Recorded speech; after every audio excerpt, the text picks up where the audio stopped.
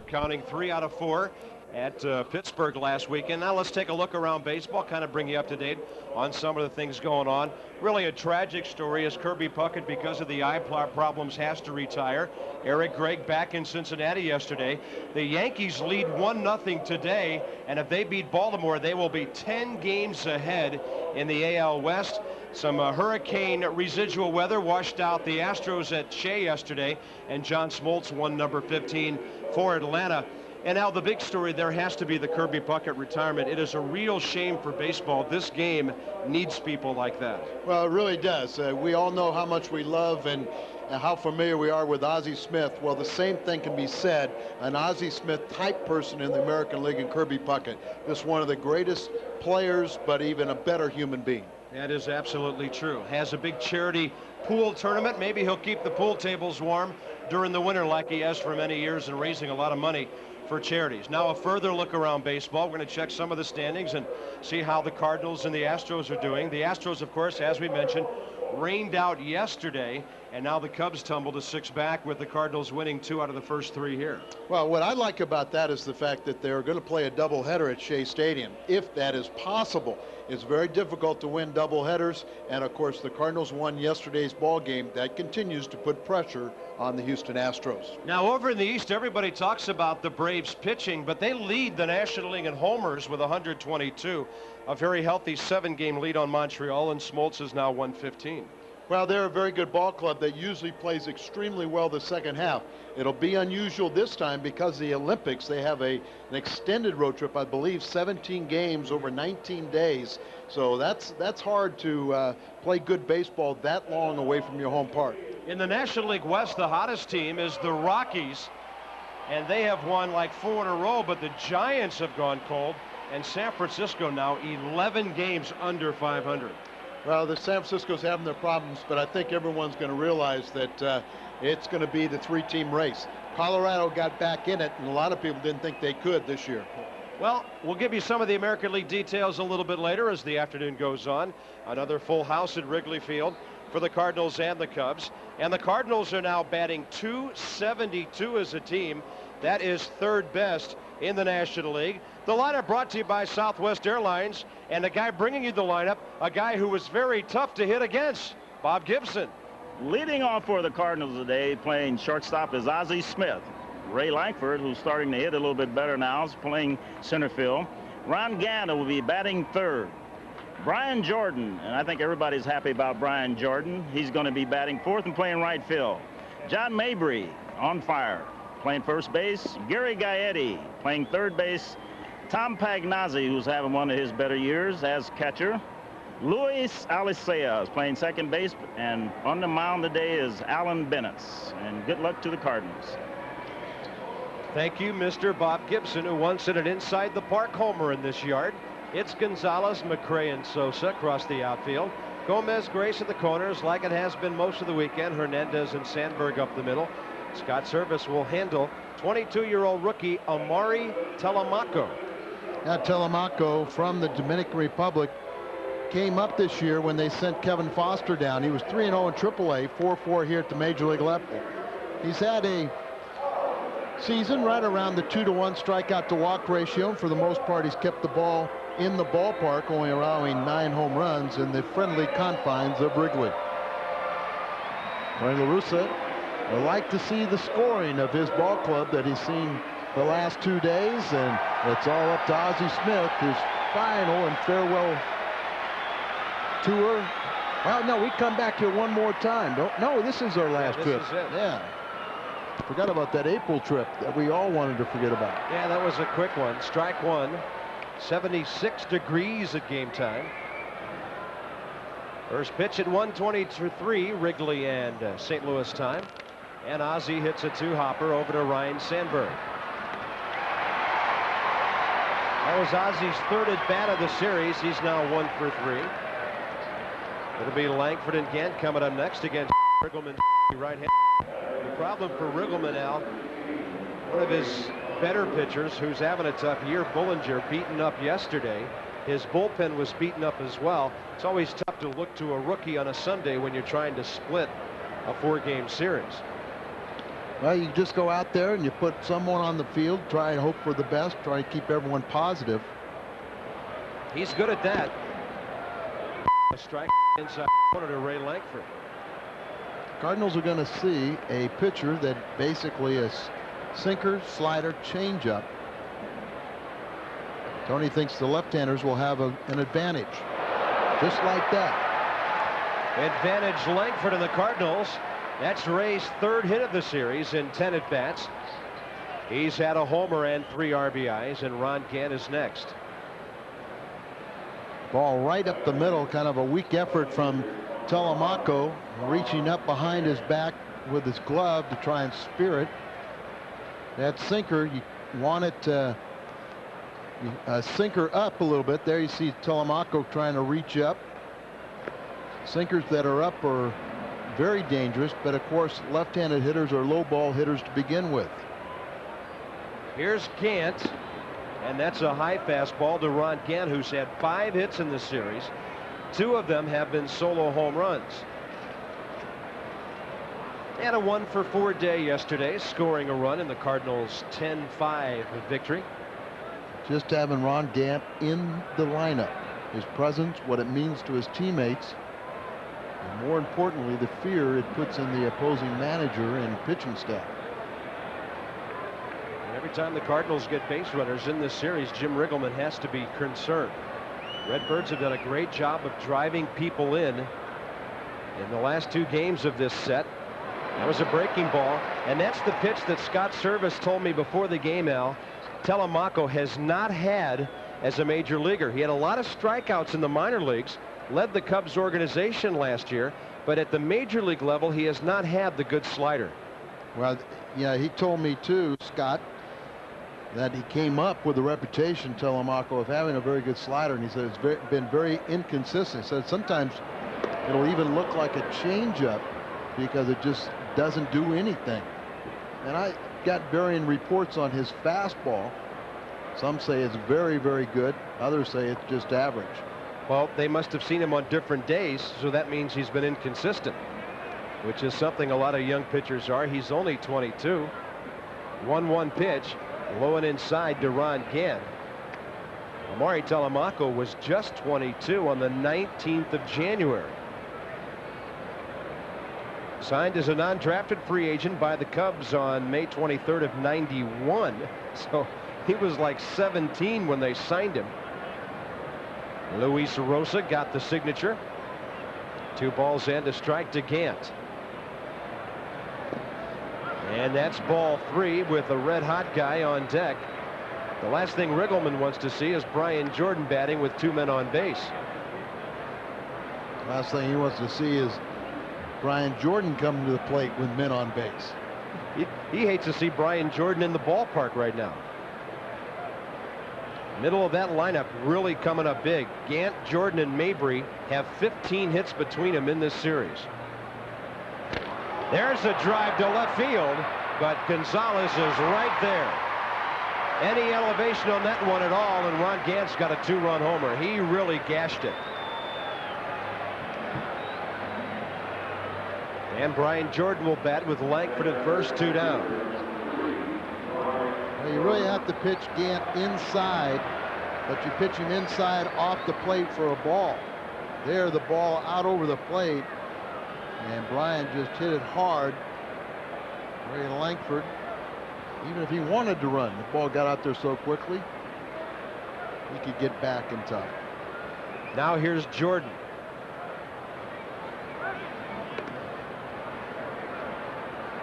Brian Jordan continues on the pace he's at. Got a good shot at being the National League Player of the Month. He's the player of the weekend. There's no doubt about that.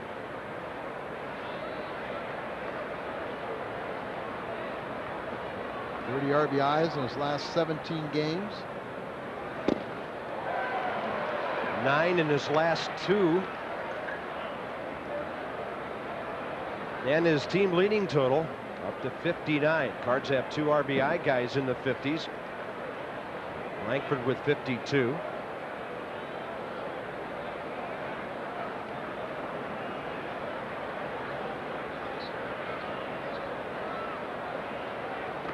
That is a bad-looking pitch out.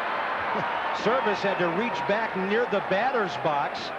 It'll be a wild pitch all the way, and Langford is given second base by the Cubs. Pitch out. First of all, they guessed wrong. Ray was not going. Now watch.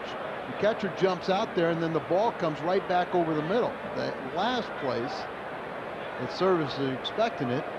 And, of course, a little scary because you're almost unprotected if Brian Jordan were to swing at that pitch.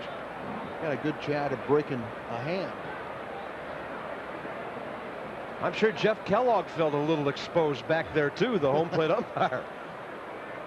The last thing he wanted to see was a foul tip on a high fastball. Now the count goes to 1-1 with Langford in scoring position.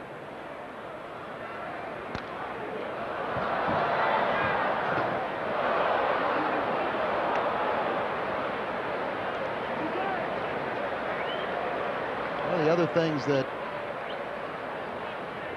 Fergie Jenkins told me with this young pitcher, they want him to pitch inside early in the count and then go away late in the count. We've seen, particularly to the right-handers, how they've tried to throw a couple pitches in on the hands. Here they're going to go away. Jordan up the middle. Telemaco doesn't know where it is. It'll be a base hit. In one way, a bad break for the Cardinals. In another, a good break, because that ball would have been through for an RBI hit. The good break came when Telemaco couldn't find the ball. He was looking straight up in the air for it, and he might be hurt. He got hit very hard. Well, the ball was a rocket. That's the last thing that Jim Riggleman can afford to. The way his pitchers have been battered around here. Looked like the outside of the right upper thigh or the hip area.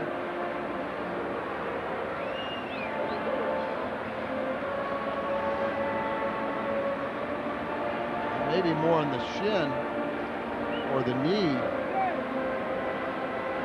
There.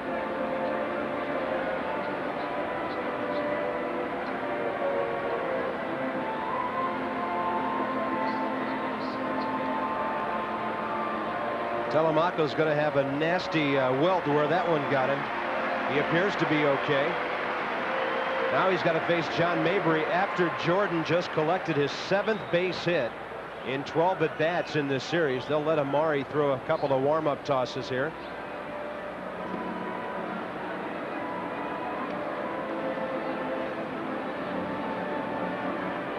Outstanding with runners in scoring position. 429 with runners in scoring position. With his grand slam yesterday, Brian has added 27 points to his bases loaded average. Now only 727, 8 for 11, 30 RBIs the last 17 games, and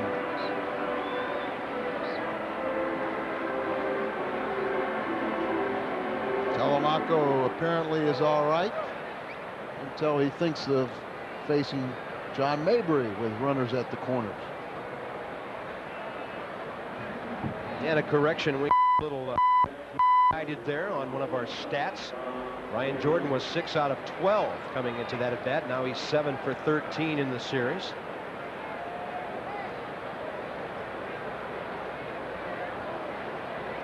And that was after an 0 for 4 Thursday night. That's how hot he's been. Here's Mabry, 4 for 13 with a couple of RBIs and his 8th homer of the year. And he hits a high fly ball to center. Not deep. It'll play for McCray. So the Cards get a tough break as Jordan's hot shot hits the pitcher. That will cost the Cardinals a run as they strand a couple. Jordan keeps swinging a hot bat. Now Alan Bennis goes to work. What time are the guys coming over for the game? Around 7. Oh, honey, we forgot the Busch beer. Oh, I'll be right back. 2-2 the count. A check on the runner, and here's the pitch. Whoa! Swing and a miss. The runners go. Swing and a long one. He's trying to score. Busch and Busch Light are sporting a new uniform this summer. Cardinal 12 packs available now at select retailers. Where have you been? Oh, you are not going to believe this. It was awesome. There's no track in the world that's tougher on brakes than the one in Martinsville, Virginia. And when drivers take the green flag here, they all have one thing in common. the same brand of brakes. Because without them, you can't come down this straightaway at 120 miles an hour and still make it through the turn. So which brand do the top drivers use to get them through 500 laps at Martinsville? Performance Friction Carbon Metallic. And we stock them at AutoZone. Swing and a low one in the left. Swing, and that's a hit, and that's a winner. Summer is heating up, and so are the Cardinals. On Wednesday, July 24th, Chipper Jones and the Braves rolled into town for the second in a series of player action photos presented by GM Parts. So come on down. See hot-hitting John Mabry and the rest of the Birds do some damage. That's GM Parts Player Action Photo Night, Wednesday, July 24th. It's Cardinal baseball, the way it ought to be. Well, the Cubs get a break in the top of the inning. Now they come up against Alan Bennis. Only the Phillies have a lower batting average than do the Cubs, and they haven't been very good lately against right-handed pitching, batting only .246. McRae, Sandberg, and Gray, Sammy Sosa with a 6-game hitting streak, Gonzalez and Gomez, Service, and then Jose Hernandez for 9 series. Mako, the number 9 man. Cardinals defensively with Ozzie at short today. Alicea is at second. The other regulars are out there. Alan Bennis with a career record of 9-7 won his most recent start against the Pirates. This will be his 22nd major league start. There's the numbers for Allen. Key thing to remember, he's won 3 of his last 4 decisions and 5-2 on the road this year. And by the way, that Cub lineup brought to you by Southwest Airlines, celebrating 25 years of love. Glad you're with the Cardinal Network today, our flagship station, KPLR, St. Louis 11. 8th game of this road trip. That, of course, bookends the All-Star break. 3 out of 4 in Pittsburgh for the Cards. Maybe 3 out of 4 here. Then on to Cincinnati for 3 big ones. McRae jacks one onto the roof down the right field side. And now into the upper deck. He was way out ahead of it. Brian McRae, a switch hitter. He's hitting .266 with an on-base average of .347. Been struggling of late. 0 for 6 in his last 2 games, but only 10 for his last 58. Bennis pulled a string on him a little bit and had him reaching and out ahead of it. John Mabry took care of the rest. He was out in front on a couple pitches, so then you throws the off-speed pitch, has him out over the front foot. Got a nice little ground ball to John. Good way to get this game started for Allen. Ryne Sandberg in his customary number 2 spot. Had a good night here on Thursday, batting 5th with a home run and a walk, but since then, well, he's 1 for 10 in the 3 games of the series, so that 1 hit was the lone home run, his 15th home run against the Cardinals. Nearly half of his hits have gone for doubles or better. There's a bounce to the Gagliotti, and he's got Rhino by a half step on a close play. Couple of grounders by Bennis. That's a good sign because Allen cuts his fastball, but he also sinks it. And when he gets a couple of ground balls, you know he's got that sinker going early. Now he'll face Mark Grace.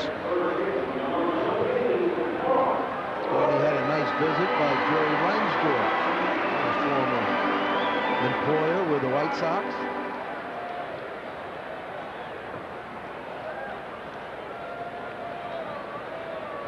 Grace with a 5-game hitting streak. 10 for his last 21.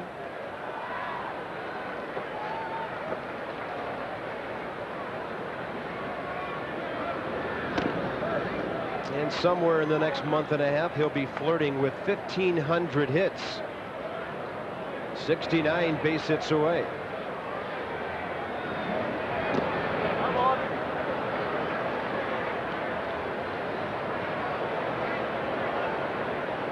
Grace has hit .476, 10 for his last 21 in that 5-game hitting streak. He's got a good on-base average along with the outstanding batting average that has only Ellis Burks and Mike Piazza hitting higher. His on-base average is .406. Venice missing.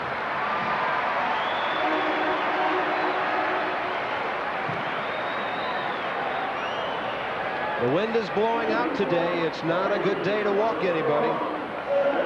You're better off grooving one to a guy with 3 homers than you are pitching to Sammy Sosa after walking Mark Grace. Are the trees moving, Al? You know, that's the big key from your standpoint. Well, there they are. You know, but I only see that I've told them to start preparing for the Cardinals. We don't like to see the trees moving when the Cardinals are in the field.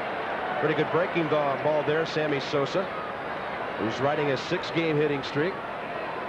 Kent Bottenfield is warming up, and that indicates to us that all is not well in the dugout or the clubhouse regarding Amari Telemaco. That showed you right there what Jim Riggleman is contemplating. He didn't want to go to that bullpen yet. Your ball club has surrendered 23 runs in 2 days. We were hoping to have a starter go deep into a ball game. If the Cardinals can get Sosa here and get out of this first inning in a scoreless ball game, they might take a huge advantage here if Telemaco does not answer the call for the second inning. And it appears he will not. 1 ball, 1 strike to Sosa, leading the league with 27 home runs. Low and in.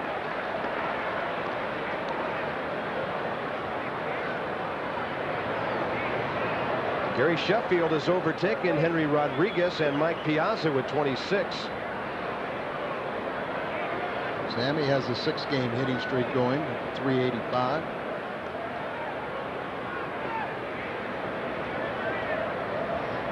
And a 2-1. He had him buckled up on a breaking ball there, but it didn't get back over the corner. Now 3-1 to Sammy Sosa with Luis Gonzalez on deck.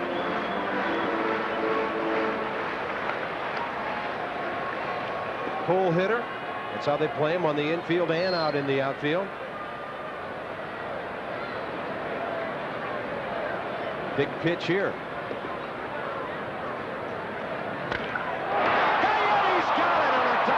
Left. You can't hit it any harder, but I guess things even out. That's about as hard as Ron Gant hit his to left field in the top of the first. So the Cardinals strand a runner. The pitching does anyway, and now we'll see if Telemaco pitches. Look! Someone left the Ford dealership across the street that's heading into our lot. So maybe the Great American Ford Sales Event isn't so great after all. How do I look? More bad news for the competition. Now get $1,000 cash back on the #1 selling Ford Taurus, or get $1,000 cash back on Crown Victoria. We got a customer. I know, it's my mom. She's showing off the new Ford she just bought. That's $1,000 cash back on Ford Taurus at your local Ford dealer. A new swimming pool from Solar Pools is the best way to beat the heat and have fun with family and friends. Solar Pools installs stainless steel fiberglass and vinyl liner pools and carries a complete line of chemicals and pool supplies for easy pool care. They also carry a large selection of spas, saunas, and soothing, relaxing hot tubs. Stop in and see the largest display of pools and hot tubs between St. Louis and Memphis at Solar Pools. When I was growing up, my father worked for Montgomery Ward, selling tractor tires to farmers. And every morning he'd put on a clean white shirt to go to work because he was proud of the work he did. Emily Firebaugh, teacher, tree farmer, Democrat. I remember how some of those farmers were missing fingers, but my father taught me how proud they were of their hands. It showed that they worked hard for a living. I believe those are the people that need to be heard in Congress. Chew on this. Walk with 2 outs in the bottom of the first. Then he strands Mark Grace as Gary Gaetti took care of the hot shot by Sammy Sosa. Let's check the first inning outs registered by the Cardinal right-hander. Off-speed pitch gets Brian McRae out in front. Little ground ball to first base. Then a slider, ground ball to third. And then with a dangerous Sammy Sosa, and Grace had walked, kind of a hanging breaking ball, and just a terrific smash as hard a hit ball as you will ever see.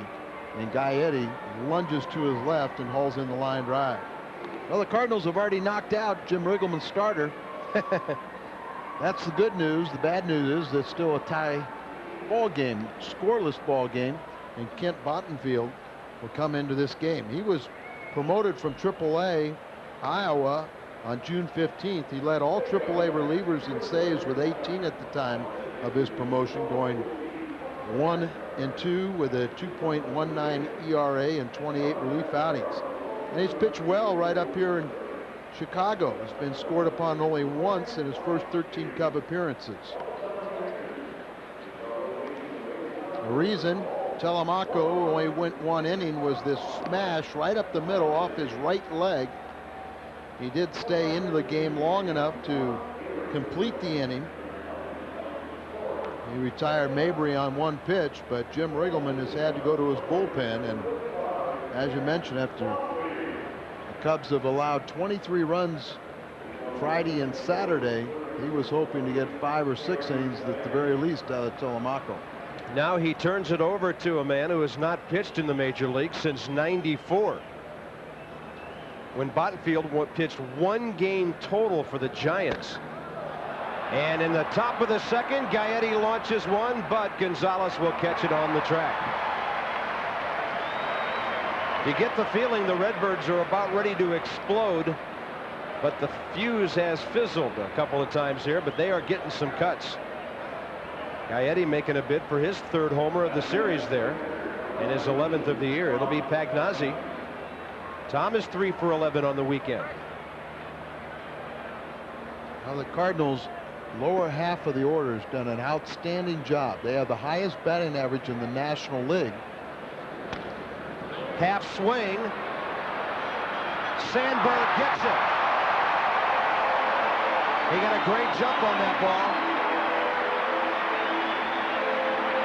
Play like that'll test whether you're suitable to come back or not. And Rhino passes another test here in Chicago. Ryan Sandberg in his comeback, only 1 error on the year. Perennial Gold Glover. He doesn't have a lot of range, but he ranges into center field, and he was the only one that had an opportunity to field that ball, and Ryan Sandberg does it. Bases empty, 2 outs for Luis Alicea. And he takes one right at the knees. Mike Gallego played second base yesterday in the starting role, played a little third base at the end of the game and went 0 for 4. Gallego 1 for 9 as a Cardinal, and Alicea back in there today. After a Thursday night game when he went 0 for 1, walked a couple of times and had some problems in the field. One of the reasons why he got the start today was because Tony La Russa really wanted to load up left-handers on Telemaco. It worked. They knocked him out. Down low, 2-1.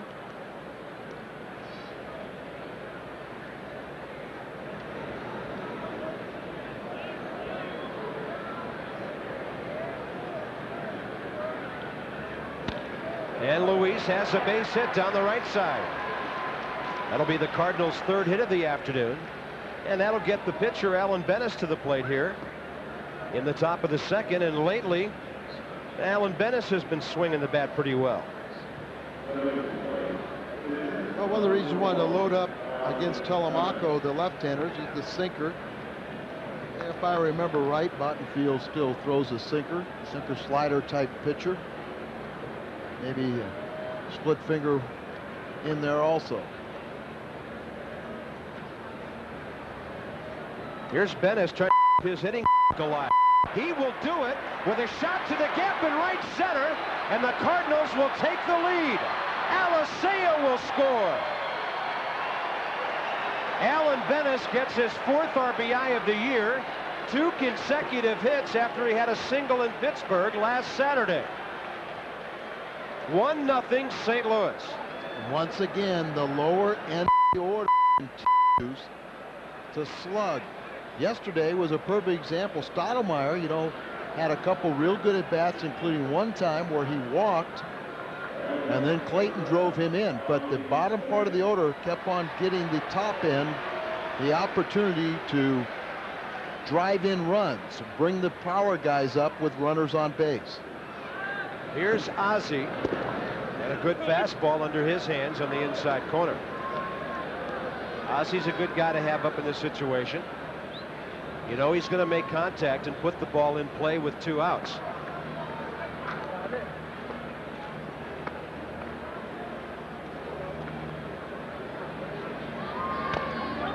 Pulls it, Grace over, race to the bag. Bottenfield beats Ozzie by a step. A couple of 2-out hits. Alicea's single. And don't forget that great play by Ryan Sandberg. And then Alicea raced home on the double by Alan Bennis. 1-0 Cards.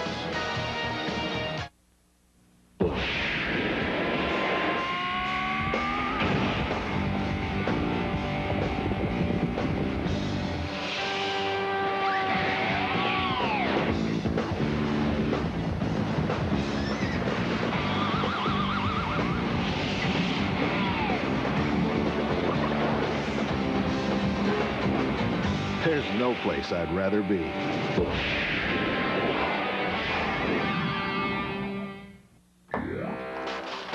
Excuse me, Fredbird. Fredbird. Hey, Fredbird. What's the problem, buddy? A new promotion, huh? What about Coca-Cola Quick Trip Hat Night? Saturday, July 27th, the Cards take on the Expos, and all fans age 15 and under with a paid admission will receive a baseball cap embroidered with a Cardinal player's signature, courtesy of Coca-Cola and Quick Trip. What do you think? Hi, I'm Larry Stovestan, the Paducah Ford dealer. Summer is heating up, and so are the deals at my new store. Folks, I've got trucks, big trucks, little trucks, dump trucks, Explorers, conversion vans. You name it, I've got it. 200 trucks in stock. I can lease you a brand new Ranger XLT with steering, brakes, air, sliding window, chrome wheels, and more. A $14,000 truck with $1,000 down. Your payment's $199 a month for 24 months. That's Paducah Ford, 1 mile east of the mall, where you get a tank of gas with every deal. Alan Bennis puts himself and the Cardinals on top. Lots of folks have been watching this series in Chicago. Almost 39,000 a game. Today's program authorized under television rights granted by the St. Louis Cardinals LP solely for the entertainment of our audience. Any publication, reproduction, or other use of the pictures, descriptions, and accounts of this game without the express written consent of the St. Louis Cardinals LP is prohibited. I think with a victory here today, Tony will be very happy with his return to Chicago. Happy enough to say, let's go on to Cincinnati. And of course, Allen happy with his hitting. His pitching has been fine. He's gotten through the first inning, and he has a 1-0 lead because of his RBI double. Luis Gonzalez leads off for the Cubs. And a fastball is up high, says Jeff Kellogg. Gonzalez, a modest 3-game hitting streak, 5 out of 12. And he pops it up behind Ozzie, out onto the outfield grass very quickly. It'll now be Gomez in service for the Cubs in the bottom of the second.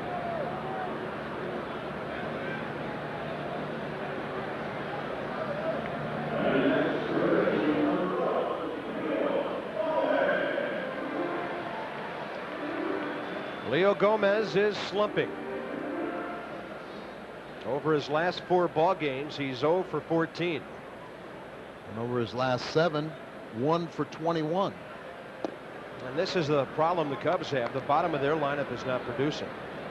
They've got Gomez, then Service, who's doing okay, but Jose Hernandez, the shortstop, is a .211 hitter. In the National League, Al, when the bottom of your order produces, that makes a huge difference, because that's the big difference between the National and the American because of the DH. Yeah, the Cubs have the lowest batting average, 6, 7, 8, and 9 hitters in the National League, and the Cardinals have the highest. I guess there are some pitching staffs that are worn out by the time they get through the Cardinals' first 5, and then the bottom 4 are doing the job. Jim Riggleman does not enjoy that luxury. And I think we can look at his face and we can feel some of the concern he has about this ball game and this weekend. Along with it, the race in the NL Central. Pagnozzi goes back and has a look, but the ball falls 3 rows behind the screen. And Bob, what happens is a lot of pitchers will look at the Cardinals lineup and they see, you know, the speed and the power in the top 4 spots, 5 spots, and then they kind of relax, and you can't do that. You just you know, maybe you have the most dangerous guys are early in Tony La Russa's lineup, but you can't take anyone for granted. 1 ball and 2 strikes to Leo Gomez. Lots of Cardinal fans are here today.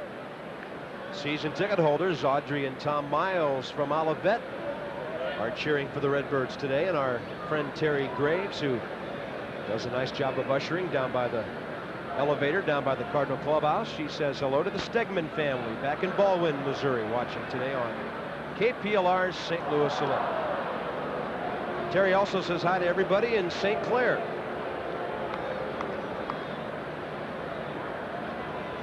Lots of Redbird red in the stands today, and some navy blue caps, of course, on the road. Gomez reaching, high chopper, charging is Ozzie. Quick release. Got him on a good play by Mabry. Well done by Ozzie and John Mabry for the 2nd out. That was not an easy play at all for Ozzie. One, it was not hit hard, and one step right in front of Ozzie, that ball took a little funny hop. And of course, Ozzie, with his great concentration, his tremendous hands, he's always able to anticipate. Short hops there with Mabry a little bit, but out in front well enough to where he can predict the hop. And it helps when you have a lumbering third baseman running. Cardinals needed every bit of that lack of Gomez speed, and now with 2 outs, it's Service. And if you get him, you have the prospect of facing a .211 hitter, then the pitcher to start off the 3rd. Scott Service, 2 for 2 in 1 game he's played in this series, but he's been very hot of late.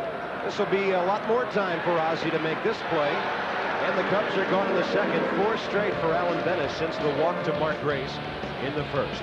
So on to the 3rd we go. Here comes Langford, Gant, and Jordan, and the Cards lead 1-0. In this world, there are ordinary combo meals. And then there are extreme combos.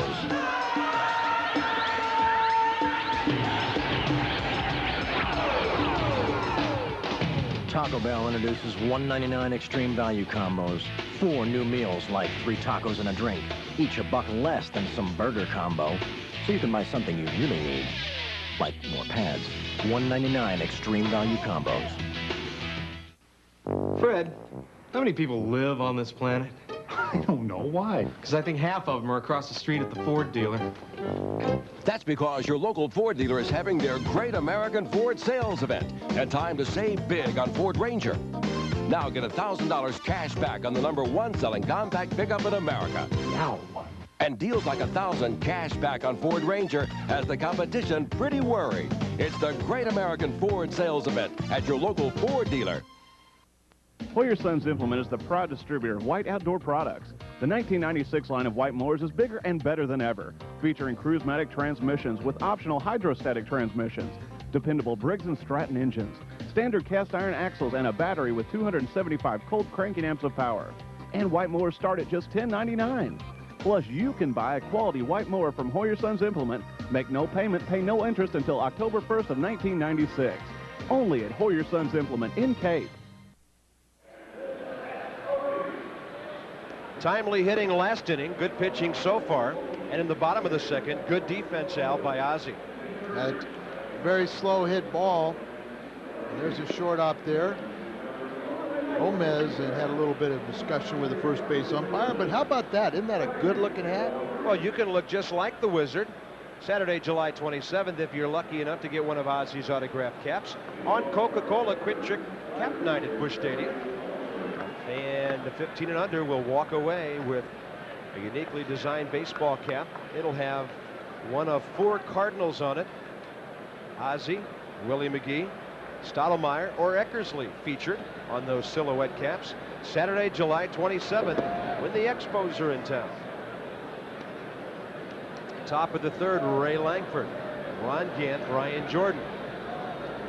Against Kent Bottenfield, if you joined us late, Amari Telemaco has suffered a contusion on his right thigh on the line drive by Brian Jordan and left the game after 1 inning. Cardinals got a run in the 2nd off Ken Bottenfield on the Alicea base hit, followed by the Alan Bennis double. Ray already 1 base hit in this game.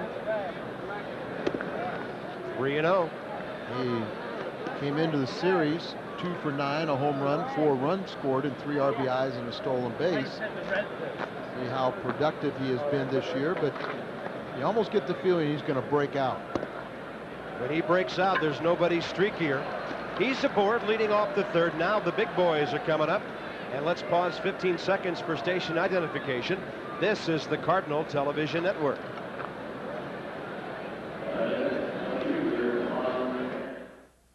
Watching Fox 23, KBSI, serving Southeast Missouri, Southern Illinois, and Western Kentucky. Gant, Jordan, and Mabry. Ray Langford's on for the 2nd time today.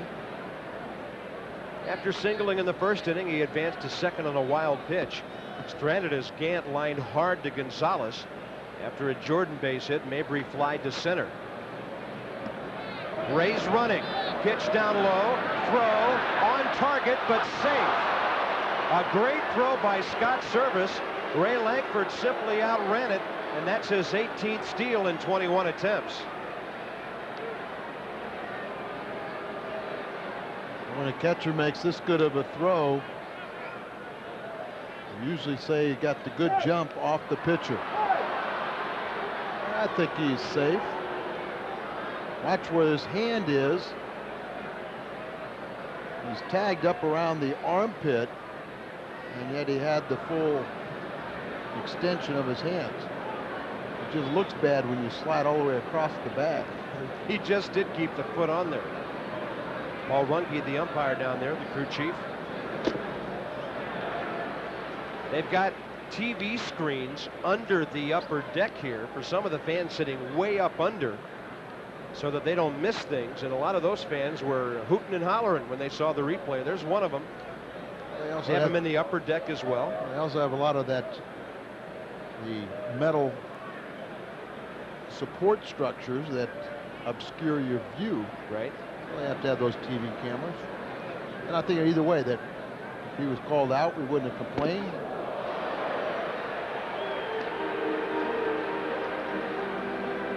There's some good views. It gets a little blurry up there sometimes. I remember when Busch Stadium opened in 1966, we said, wait a minute, no posts? How is everything being held up? That was sort of a new thing back in the 60s for the ballparks. 2 balls and a strike to Gant. How would you like to explain it to us? Yeah, runner going. He's safe at 3rd. And that was a lot less close than the play at 2nd. It's 3-1 on Gant. Ray Langford now with 19 steals. That's a move that Tony really likes to see his runners steal 3rd base. You've seen it when there's been right-handed batters where a lot of people do it, and that shows you really right there how easy. Let's look at the steal of 2nd one more time. Paul Runge's never wrong. Not today. That's ball 4 again on a breaking ball. The Cardinals have runners at the corners, nobody out. And Al, I will explain to you the stadium thing. If you look at all the new stadiums now that are being built, the upper decks sit way back from where they do in the old ballparks. So they can't overhang like the old parks did because of the lack of posts. And even with the new places like Camden Yards and Cleveland and the rest of them, the upper decks don't overhang as much of the lower decks as they do here at the old yard like Wrigley. And here's Brian Jordan. The way he's been hitting, it doesn't matter. Upper deck, lower deck, post or no post. Ball 1. The guys in the truck and I still want a better clarification than that. That's not good enough. Well, let me call Kansas City tomorrow, and I'll get those HOK guys on the phone. Well, they have an office in St. Louis. That's right. Brian Jordan 1 for 1. 7 for 13 in the series. And a great chance for a ribby or two here to give the Cardinals a commanding lead.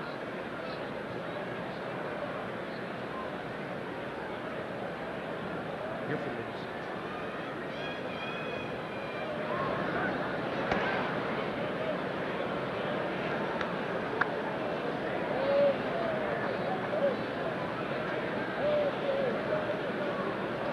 With one swing, Brian Jordan could reach the 60 RBI mark or better here. High and tight, but he was jamming the plate, so it's strike 1. He's a diver. The count goes even on BJ. Well, one of the few Cubs that has gotten a ball in on the hands.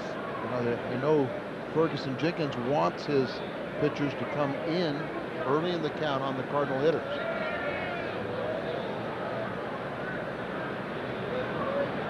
One pitch. Same location. Maybe not quite as high. And Jordan chats about it with Jeff Kellogg. Well, Brian, they got to change the pitching pattern on you some way.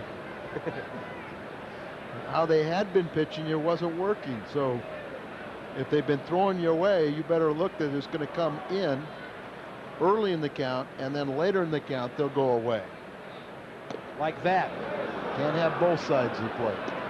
I'm just glad that Brian Jordan feels he's over some of his superstitions, Al, because he told me a year ago, after a game like he had yesterday, there was no way he was going to let Hrabosky interview him before the game. He said, this year, no problem. No. He wouldn't let you interview him, but me, I said, Brian, you will come on. Oh, okay. And he said, sure, Al. Now, it is funny how some players think that doing an interview or something like that puts the curse on them. And we know when Brian has runners in scoring position, he is the best in the National League. 429. He got jammed and fought it off, bouncing it over the head of Tommy Reynolds.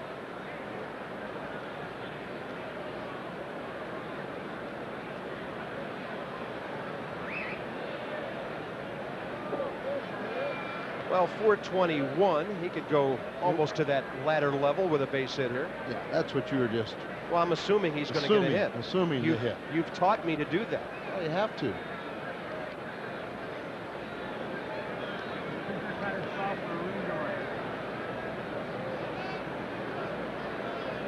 A lot of standing around for the Cub defense right now. 2 walks, 2-2 pitch. Well hit, base hit, left field. Scoring is Langford. Gant stops at second. 2-0 Cardinals. And now with Mabry coming up, this thing has big inning potential. 60 RBIs for now Brian Jordan. And he is getting closer to that 429 that you're 33 for 77 with runners in scoring position. Best average in the National League. Tried to come back inside. This time, Brian uses his hands, fights it off, and muscles it through the infield, scoring Langford and giving the Cardinals the 2-0 lead. And runners at first and second, and no one out.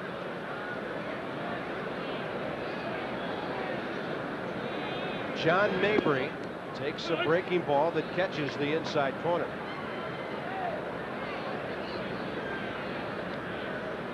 How about from 421 to 436 with one swing of the bat? So you were cheating him. Wow. I didn't want to correct you because I can do it in my head, but you have to use the calculator. 0-1 to Mabry.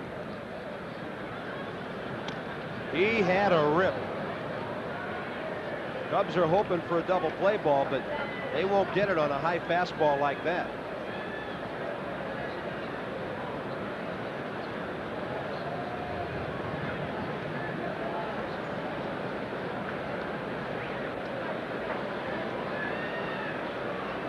2-2 now to Mabry with 2 on, nobody out. A run home, and the Cardinals on top 2-0.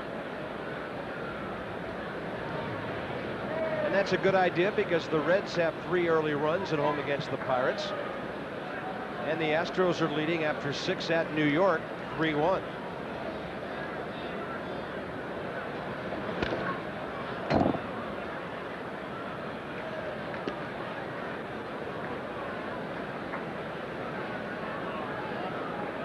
John Mabry 4 for 14 on the weekend with a couple of RBIs. Friday had his 5th 4-hit or better game of the season. I mean, a lot of guys go years without games like that. Mabry's had a handful already. Fastball away.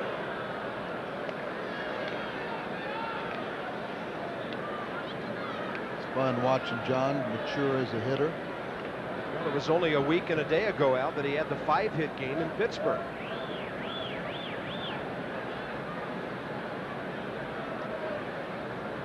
One-two pitch. High fastball for the first out. That's the first Cardinal to strike out today.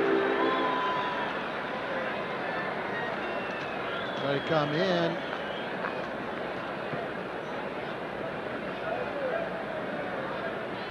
Gary Gaetti has left the ballgame. A stiff lower back after being out there a couple of innings. And Danny Schaefer will take over and play third base. I wonder, he had to dive to his left on that line drive back in the first inning, but there was the Sandberg ball. Looked like he had a lot of trouble getting the ball over there, so probably was fighting it the first inning or so, never did get loose, and Danny will get an opportunity here. Danny Schaefer has played in 51 games with 122 at-bats. Batting mark of .270 with 15 RBIs.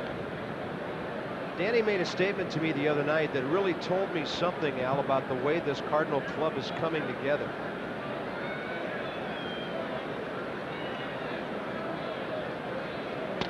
He hits one well to left field, but it'll send Gonzalez back. He'll catch it. Danny said he has never played on a team in his life, high school, college, and he played at Clemson, minor leagues or major leagues, and he's been with several clubs where he played on a club where so many guys were pulling for each other. And he said, you know, that's got to start at the top. There's the man right there. I agree with it. Tony came in with a philosophy and a concept of team baseball. The team comes before individuals. And it took a few guys a little while to adjust to it and to buy into it, but they are now, and they're having fun.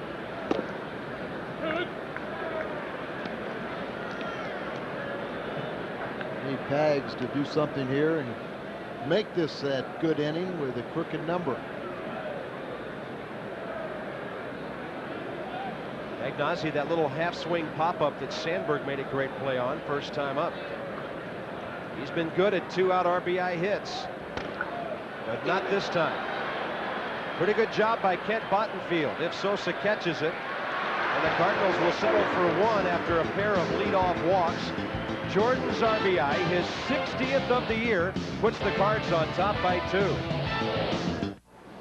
What time are the guys coming over for the game? Around 7. Oh, honey, we forgot the Busch beer. I'll be right back. 2-2 the count. Check on the runner, and here's the pitch. Whoa! Swing and a miss. The runners go. Swing and a long one. He's trying to score. Busch and Busch Light are sporting a new uniform this summer. Cardinal 12 packs available now at select retailers. Where have you been? Oh, you are not going to believe this. It was awesome. Nobody does it like you, the way that you do. Nobody's got the power to please me. Hoover's exclusive 2-tank system lets you pick up wet in one tank, then switch to a separate tank to pick up dry. So there's no mess emptying, wet or dry. Nobody does it like you, Hoover. Nobody does it like you. The new Dodge. It's about change. The new Dodge. It's breaking rules and making new rules. The new Dodge. If we violate the laws of physics, will we be punished? The new Dodge. It's about change. The new Dodge. It's a day for hanging out on the roof near Wrigley Field. Getting out the cell phone, calling out for more ice-cold Bud, and enjoying a Cardinal 2-0 lead here in the bottom of the third with Hernandez, Telemaco, and McRae coming up. Now Hrabosky's got lots of notes from Cardinal fans who are hanging out here at Wrigley. And from Alton, Illinois, Fred and Laverne Schwapik are celebrating their 34th anniversary. I really like it when those Illinois folks come up here and root for the Cardinals.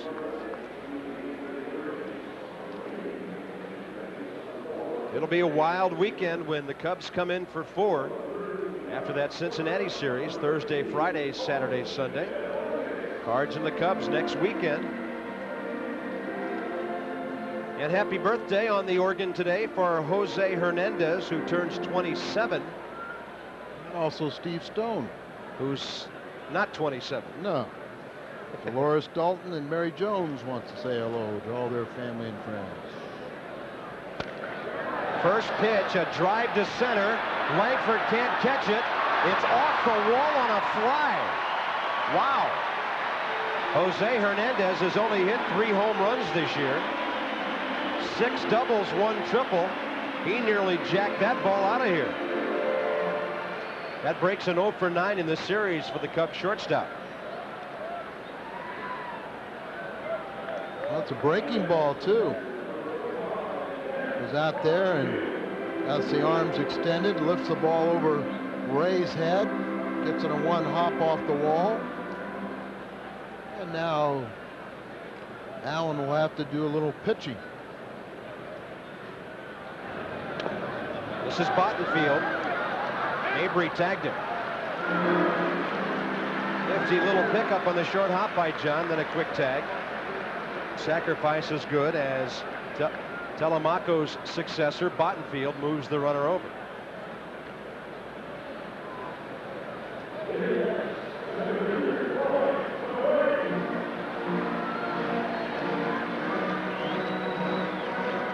Van Posatton and Phil Nepper want to say hello to their families and friends back home. They come up here to Chicago every time the Cardinals are here.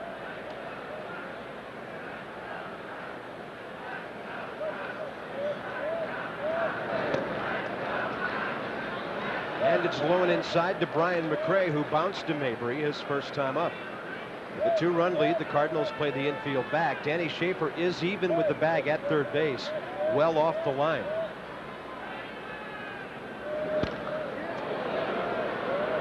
Allen's been keeping the ball in on McRae. He fouled a couple in the first inning before changing speeds on him. Then he hit a little ground ball down to the first baseman, Mabry. Russ Smith Jr. wants to say happy birthday, happy 70th to his father, Russ Smith, owner of Smitty's in Normandy. Well, they got some great cold Bud Ice over at Smitty's. Happy birthday, Russ. Breaking ball, that'll score the run. Alicea can't make the play either. And that might be scored his 20th error of the year. Probably should be. He had to hurry because of McRae's speed. But if you're going to concede the run, you've got to get the out. Yeah, that's right. Ball was a little nubber towards Alicea, and it is an RBI, and it also is the 20th error. Of the approach, all off to the side instead of coming in directly with the ball right in front of him. He tried to sidewind it. And that's not good. 20 errors on the season. 19 more than Ryan Sandberg, who is the lead run at the plate. I think it's become a mental thing now with Alicea. Breaking ball for a strike. Now Alan Bennis needs the double play ball. that will be an earned run because even despite the error, they gave him the RBI. Run was going to score anyway.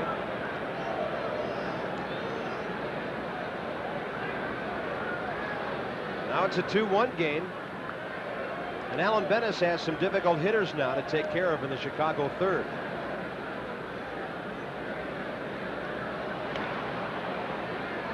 Brian McRae has stolen 26 bases in 29 attempts this year.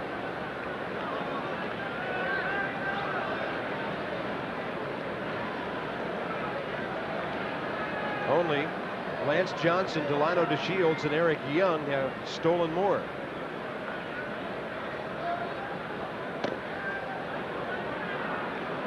Nothing happening on the pitch out. 1 ball, 1 strike.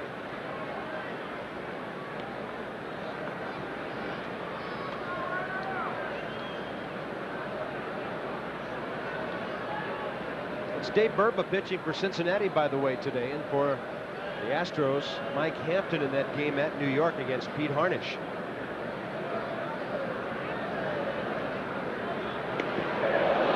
Almost got McRae at first. Like he went to go back to the bag, and for some reason his left leg didn't move. By the way, an update on the Pirates and the Reds. Pittsburgh picks up a run in the top of the 4th inning. 3-1 there now. He's holding. Ball 2, low and away.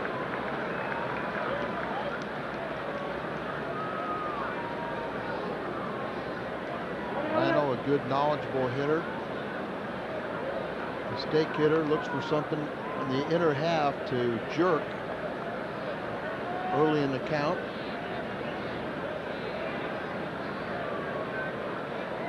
Jerked one out of here for 3 runs on Thursday night. That one is on the outside corner. That might have been the cut fastball by Bennis. It appeared at the last moment to have a little movement away from the right-handed batter, but not as much as the slider. So now the count evens at 2-2.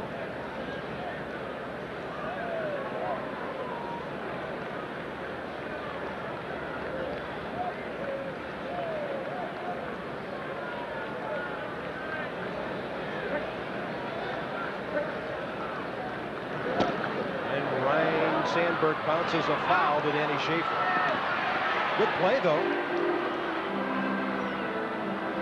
Danny doing the right thing. Don't be trying to umpire yourself. Just go ahead and execute the play and let them tell you later on it's a foul ball. Mark Dijon taught him that. Yeah.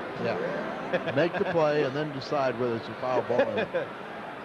Unfortunately, when you're in the bullpen, you let them decide before you make the play. You know, Mark thought we forgot all about that too, didn't he? What play are you talking about? One in Houston? Yeah. Why don't we run it over again for everybody? We may have to pull out that piece of tape next time we go to the Astrodome. Close again.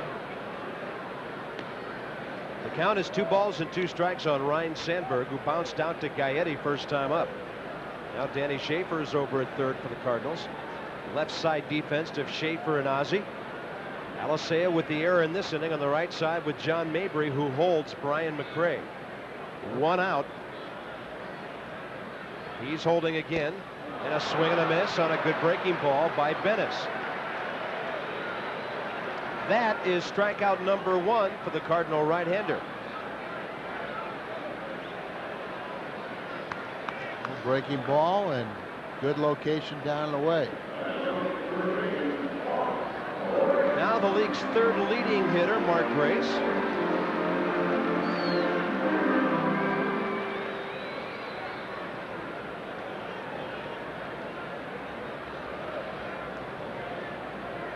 Walked with 2 outs in the first, was stranded when Sosa hit that hot shot to Gaetti. I'm surprised that McRae hasn't attempted a stolen base yet. He has 26 and 29 attempts. Had a long count to work with there. Yeah, you're not going to walk Mark Grace with Sosa coming up. There have been some close attempts by Alan Bennis. I think a lot of it has to do is I think Allen is susceptible to the steal, but a lot of it is the respect they pay Tom Pagnozzi and his throwing arm.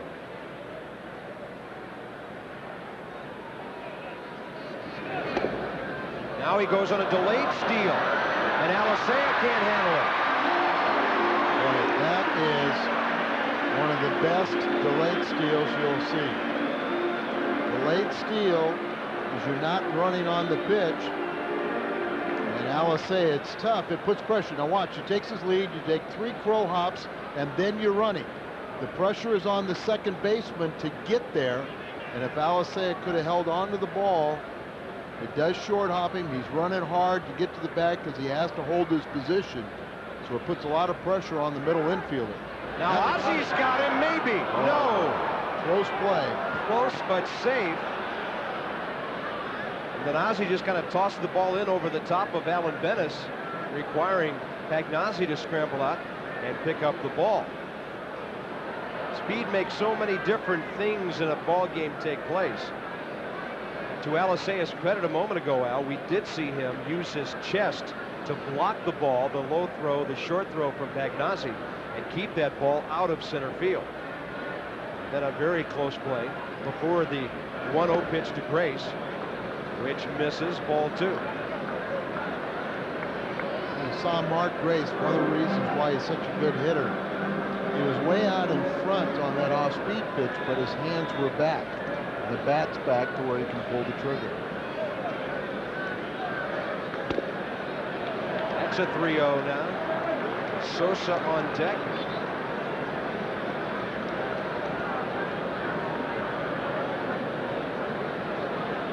Mark Grace, 37 RBIs on the year, 24 doubles. He will walk again.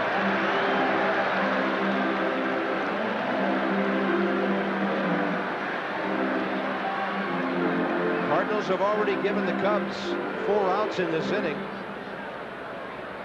Sandberg's strikeout should have ended this inning without Grace or Sosa even batting here.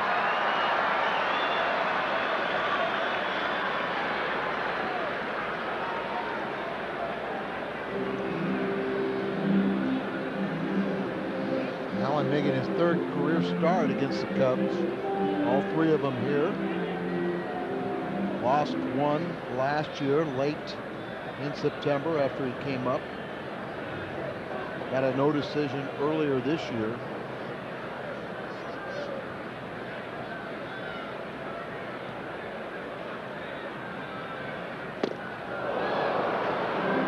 Sammy Sosa doesn't always make contact, but he never gets cheated. One of those guys that'll thrill you.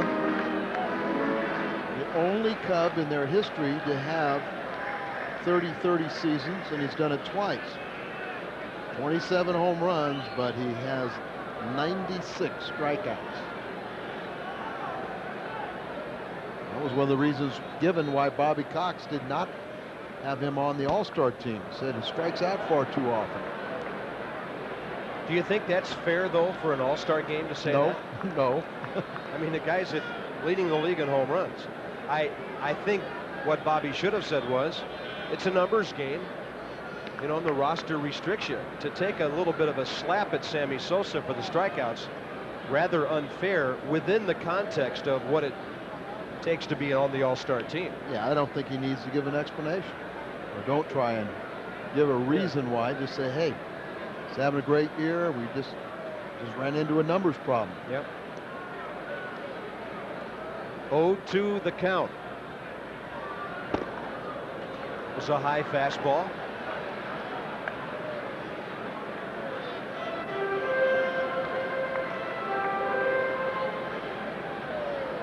They don't try and work him away with the slider.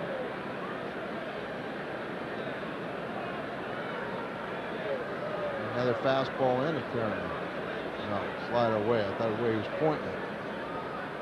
There it is, pretty good pitch, and Sammy just did get the end of the bat on it.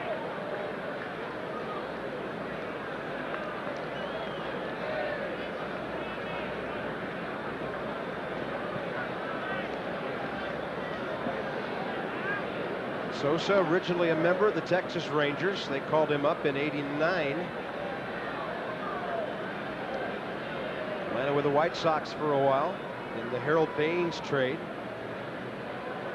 Came over here in the George Bell trade from the south side to the north side when George Bell went to the White Sox. Larry Himes loved this guy. Traded for him twice. Cub fans love him too. Most of the time. Fastball in. Pretty good jam job there. Sosa flexing that left hand a little bit out. He's got some bees in that batting glove right now because of that running fastball.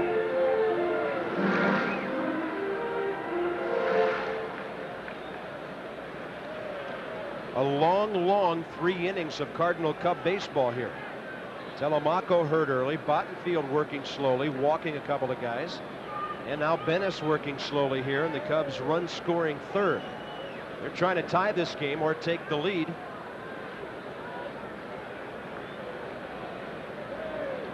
Two on, 2 outs, a ball and 2 strikes on Sosa. McCray and Grace are the runners at second and first. Hanging backup slider. Sometimes that can work to your benefit. Sammy played in every Cubs game this year. Game number 91 for both ball clubs here today. Cardinals 6 over 500. The Cubs are 6 under. Right off the end of the bat, another slider. Hey, Al, talking about under, we mentioned the Yankees earlier. They're leading 2-1. Bottom of the 6th, they had Baltimore down. If they win today, they will have a double-digit lead in the American League East. Now that is tough to handle these days when you don't play the teams in your division that much anymore. They could be swept at home, Baltimore. Cardinals concerned about this pitch in this moment right here. And the strikeout. We told you they love him most of the time, except when he fans for the 97th time this year. Cubs pick up a run. Joe Buck's on the way. 2-1 Redbirds. These are some of the reasons why Dodge's popularity is rising faster than any other American car and truck line. These are the reasons you can get a great deal on one of our most popular cars, Dodge Intrepid, like up to $1,500 cash savings or 1.9% financing. Plus, Intrepid offers more standard passenger room power and equipment than Ford Taurus. So come in today and discover all the things that make Dodge Intrepid so popular. See the friendly Dodge dealer near you. This region's premier fitness facility, Universal Physique, and the Center of Health, St. Francis Medical Center, have come together to form the strongest health and fitness team in the area. Universal Health and Fitness Center. Everything you'd expect from Universal is here and growing, with new equipment and fitness programs on the way for every body, every age and fitness level, helping everybody to enjoy a healthier life. It's the new Universal Health and Fitness Center from St. Francis. For membership information, call 335-3355. Edgewater Glass Company, serving southeast Missouri for over 27 years. We do it all. Auto glass, shower enclosures, glass blocks, mirrors, windows, etched and stained glass, commercial glass. If it glimmers, shimmers, and breaks, Edgewater Glass Company, we're the ones. He's a model employee, fitness guru, and sensitive family man. Just because I don't care doesn't mean I don't understand. Homer J. Simpson. No, don't. The man to watch for the 90s, The Simpsons. Weeknights at 6 on Fox 23, KBS. Into the 4th inning, 2-1. The Cardinals out in front behind Alan Bennis, and now we had a little battle there at the end of the 3rd inning, and Alan Bennis stayed with it, and he ended up tying up Sammy Sosa and blew him away inside. Yeah, he really did. A very good fastball in on the hands after a couple good hard sliders down the way that Sammy just got a little piece of. But that was a little mini part of this ball game that has gone the Cardinals' way for the most part. Alicea will lead it off. Louis has a hit and a run scored, and Alan Bennis able to pitch around his error in the bottom of the 3rd. I don't know why, but Gomez is way in on the grass at 3rd. Alicea 1 for 1, doesn't bunt much.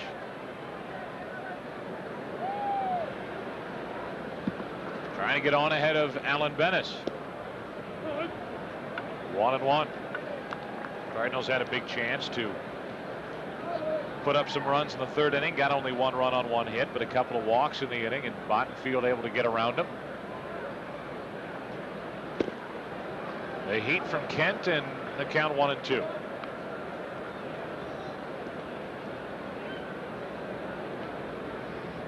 Bottenfield has been with the Giants, the Rockies, the Expos. His 1-2 pitch. See ya. One away. Second strikeout for Bottenfield. I don't know if you know this about Kent, but he's married to the former Pamela Finch. You know, that just ruined everything I was about ready to say. Okay. We'll do it after Bennis does something here. He's got a twin brother, Kent Bottenfield. Name's Kevin. Huh. Kevin spent 2 seasons in Montreal's farm system. Probably didn't know that in '86 and '87. Nope. Alan Bennis looks at ball one. Alan has an RBI double. Did that back in the second with 2 out, giving him 4 RBIs for the year. Still hasn't hit a home run, but it's only a matter of time.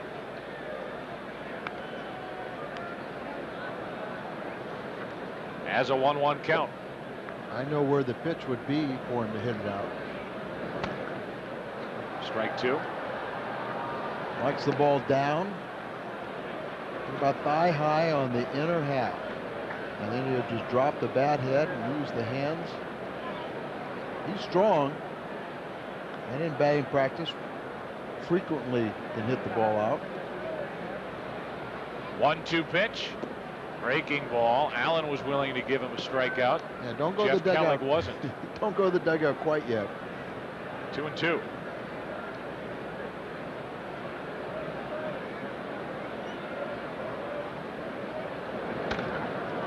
Into right field for Sosa. And the first 2 here in the 4th inning are gone.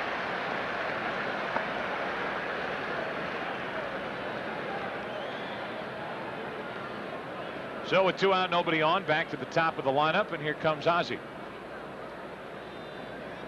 One of the aspects to the Cardinal batting order that has been overlooked while we've talked so much about Langford batting second and Gant hitting third and Jordan Cleanup hitting over 400.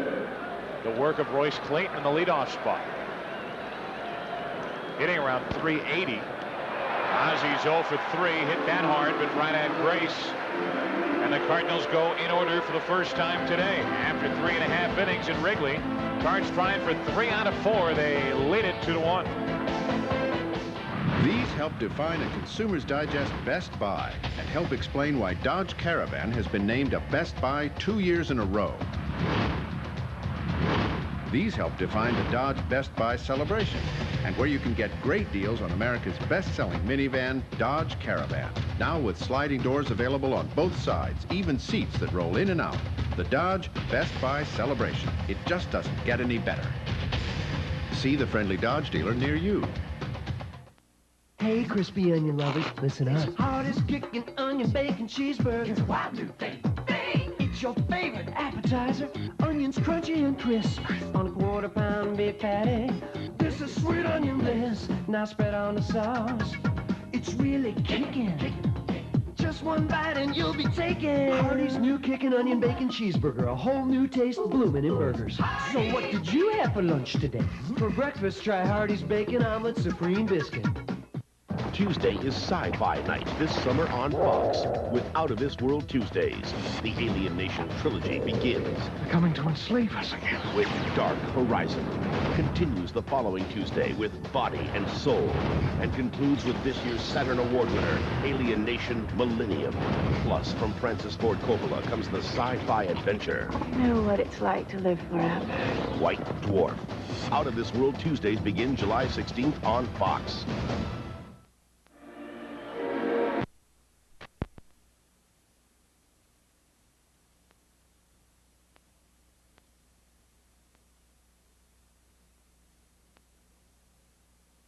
Or night, rain or shine. www.stlcardinals.com. a team's official worldwide website. Includes a season schedule, trivia contests, the notes that we read before the game. Here's Gonzalez. He takes a pitch outside. So it's not only Jose Hernandez celebrating a birthday today, it's Steve Stone. Yes, sir. Celebrating a birthday today. 2-0 on Gonzalez. Louis popped out to short his first time up.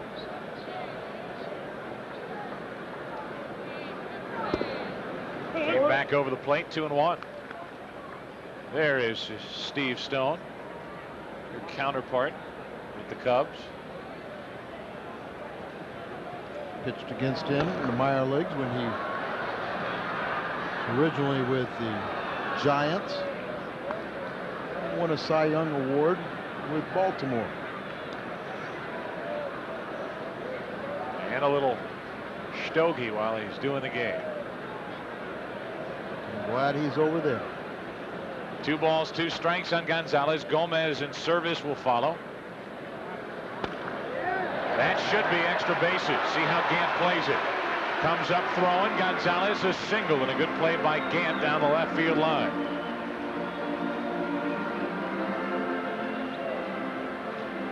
Well, I don't know, but it seems like of late, Ronnie's been throwing the ball a lot better. A little more accurate, coming over, stopping what could be extra base hits.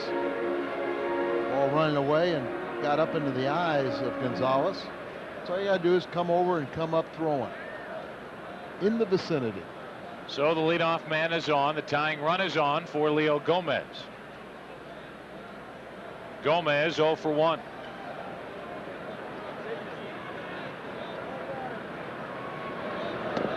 And a strike from Alan Bennis.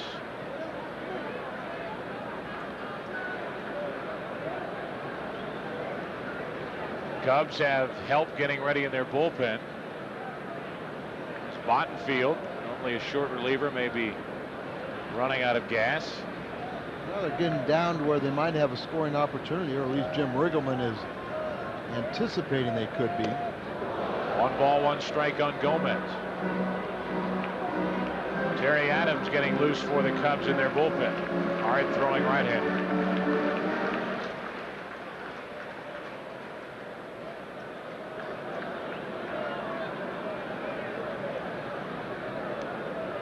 Get Gomez on the double play if you get him to hit it on the ground. Bennis showing a little better pickoff move today than I remember. Yes, he is. You know, he is susceptible to allowing stolen bases, and so it is important for him to possess that better move.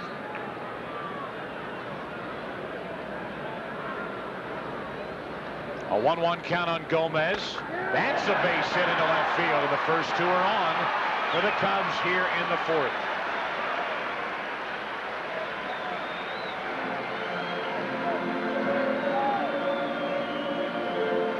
Couple of good swings. This pitch was up, and Gomez rocketed the ball into left. Now, to remind himself of finishing off pitches, the breaking ball that just kind of sits up there and does nothing. Kind of got underneath it and led with his elbow instead of getting the wrist on top and following through. Jim Riggleman hoping the 4th inning is it for his Cubs to break through. They put their first 2 on and have service up with Hernandez on deck. Scott is 0 for 1. Grounded out to short his first time up. Bennis would like to get him to do that again. Another double play candidate.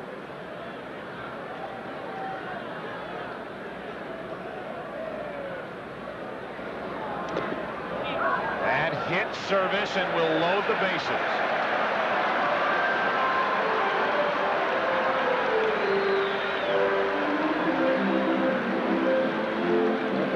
Trying to come in on him.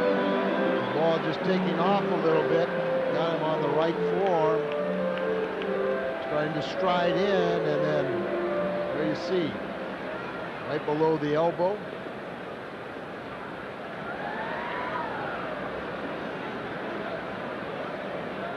And so the bases are loaded, and Alan Bennis in some fourth-inning trouble.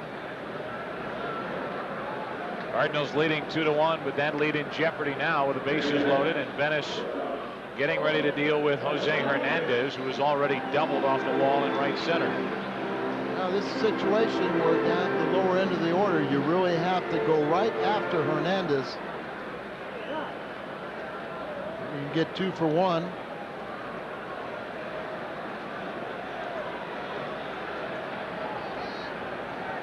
Bases loaded, nobody out. Ball 1.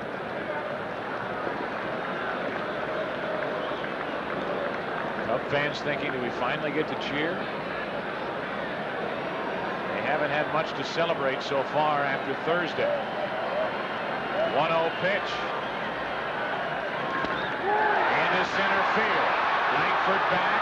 That'll get a run home. And only one runner will advance. It's a 2-2 game.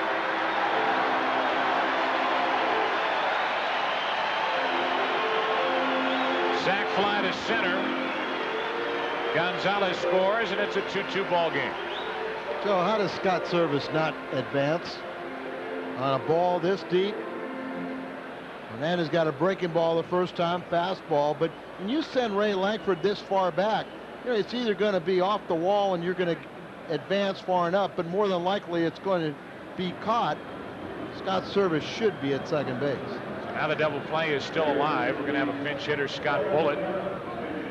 He'll come off the bench and bat for Bottenfield. Bullitt, the pinch hitter. That's all he has been in this series, is a man off the bench. And instead of second and third, 1 out, it's first and third, 1 out. And Bottenfield is finished after going 3 innings, allowing 2 runs on 3 hits. 2 strikeouts, 2 walks.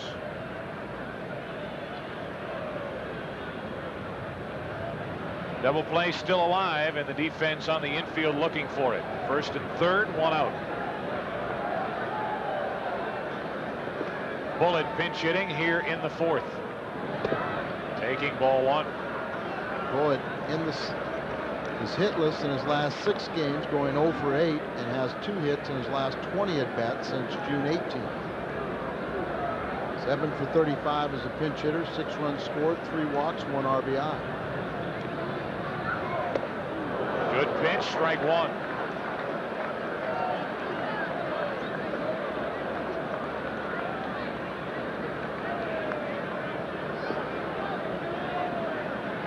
A lot of movement in that swing and going right over the top of it. Scott in his career, 273 pinch hitter, 21 for 77, 1 home run, 3 RBIs. 1-1 from Alan Bennis. 2 balls and a strike. Pretty good pitch. Didn't get the call.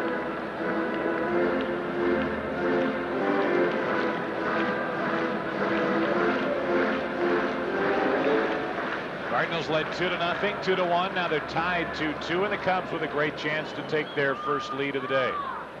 First and third, 1 out. 2-1 to Bullitt. Hopped up on the infield for Schaefer. 2 down. And it's going to take a hit or something out of the ordinary from McCray to put the Cubs on top. Big pitch right here for Alan Bennis, and when you're in a jam and you get a couple key outs, and once he gets the second one, then all of a sudden you go, I know they're not going to score anymore. I'll get the third. And sometimes each manager has the same feeling, the elation and the sinking. So now with runners at the corners and 2 down, here is McCray. Bryant is 0 for 2 with an RBI. They reached on an error his last time up. Bunting, testing Schaefer. The bare hand of the throw to end the inning. Danny Schaefer. What a play to keep it a tie game. He doesn't get to play that often, but when he is in there, Danny Schaefer is ready. The bare hand and the throw to get McCray. You would never know he's not a regular third baseman. After 4 in Wrigley, the Cards and Cubs are tied at 2.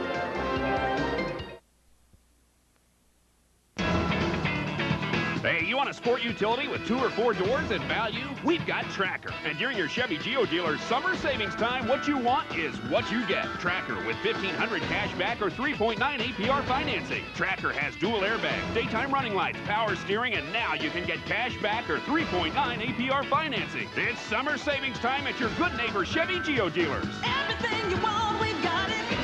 Don't miss it.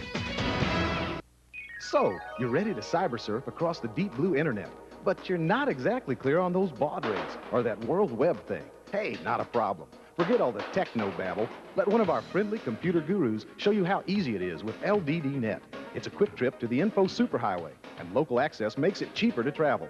Get stock quotes, find free software, send email. If you hit a snag, just call 1-800-455-1608, and we'll help you fix it. So go ahead, start surfing today with LDDNet. The choice is yours when it comes to automotive glass replacement. Windshields can't be replaced safely in 1 hour. Safety is important. See the certified auto glass technicians at Edgewater Glass Company for everything that glimmers, shimmers, and breaks. Edgewater Glass Company. This Monday on the Fox Summer Movie, Charlie McKenzie's finally met the woman of his dreams. I don't think it's a good idea to rush into spending the night together. I want to spend the night together. I have no problem with that. Now, he's ready to spend the rest of his life with her. She's the beautiful bride. The only trouble is... Charlie, there's something I've been meaning to tell you. It could be a short one. Mike Myers. So I Married an Axe Murderer, Monday on the Fox Summer Movie.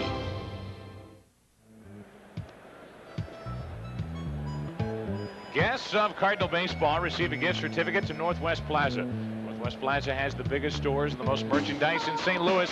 Northwest Plaza is the most mall for your money. What a play, not only by Schaefer, but by McRae. Not a bad idea. And Danny Schaefer, the barehanded stop and the throw off balance. Well, you can understand the mindset of Brian McRae, an outstanding effort, but he had to be going back talking to himself with the dazzling barehanded play, off balance throw. He probably said, this guy's never played third base before in his life. He's a catcher. But we have seen him do that and be absolutely brilliant at third base when he's played on rare occasions. Now Langford shoots one into center field. Well hit at the track of the wall. Cardinals back on top. First pitch from Terry Adams, and Langford hits his 16th, and the Cardinals lead 3-2. So I made mention back in the third inning when Langford was at the plate that he was about ready to break out. He's always hit the Cubs well, whether it's here, long ball, and Alan Bennis, you know, has battled the Cubs here, and now he has the lead once again. Bennis got out of a bases-loaded nobody-out jam with only 1 run crossing the plate to tie it, and now Langford unties it. Terry Adams, known as a real hard thrower, but he throws a breaking ball that comes right down and in. He made him hit it to center field, and Ray did. Anything down to Langford, a breaking ball down, and forget it. Yep. Just really dropped the bat, and Terry Adams has allowed just 5 earned runs his last 20 games for an ERA of 1.55. He's the kind of guy that Jim Riggleman can bring in and know that he's going to give him some innings. Appearing for the 38th game, and he's held opponents to a .215 average. He's now given up 4 home runs. 2-0 pitch. Broken bat, too bad. Had a pitch to Rip. 1 out. Terry Adams will be the closer for the Cubs in years to come, but right now is either a setup guy, part-time closer, now a long relief man. And he comes in, throws 1 pitch, and the Cardinals are back out in front.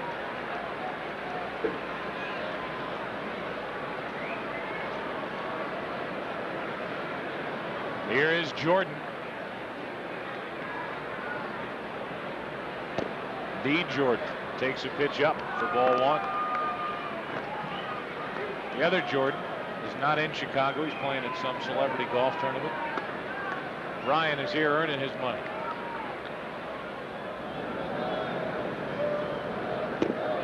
$25 million for old Michael. Yeah, you were a little wrong the other day when you reported $500 million. You were thinking it was a 2-year contract. Just a 1 year. 1 out, nobody on, 1 run in, 1-1 to Jordan.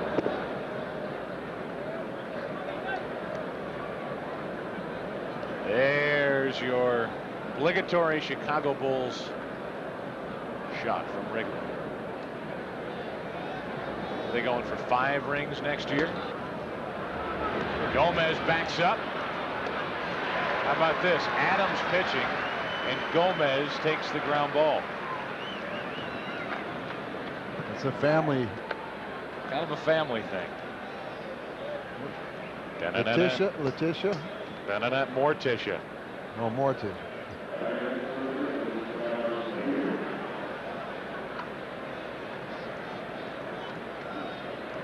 What that is? That's the thing, the hand. Ball 1 to Mabry. And we got Uncle Festus. Oh, there it is. There it is. Uncle Festus has called the shots in the truck. Unbelievable.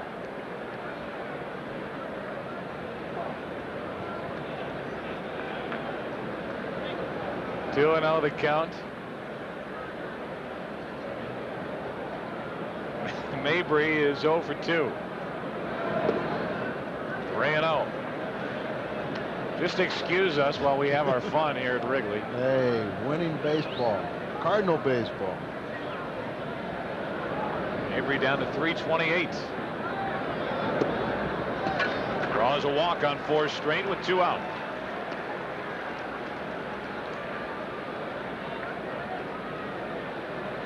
That'll bring in Danny Schaefer, who took over at third base for Gary Gaetti and has made the defensive play of the day. Not only did he end that inning, Al, and keep the game tied, who knows how much more the Cubs would have had in the bottom of the 4th. And now we are going to have what? The Cardinals trying to get the attention of Tommy Reynolds. You could hear the yelling in our crowd mic, and it was the Cardinal dugout yelling out to Tommy Reynolds. Umpire had to call time. Thought he was getting yelled at. Schaefer the base hit to right. Mabry will stop at second, and it's 2 on, 2 out for Pagnazzi. So we were making the point earlier and about how the lower part of the Cardinal order is so key into Cardinal victories. Danny Schaefer subbing for the injured Gaetti, who had left the game with back spasms. He is now 1 for 2 on the afternoon. Gives Pags an opportunity here with 2 outs. Pags 0 for 2. 2 on, 2 out. Cardinals leading 3-2. And went after a good Terry Adams pitch for strike 1.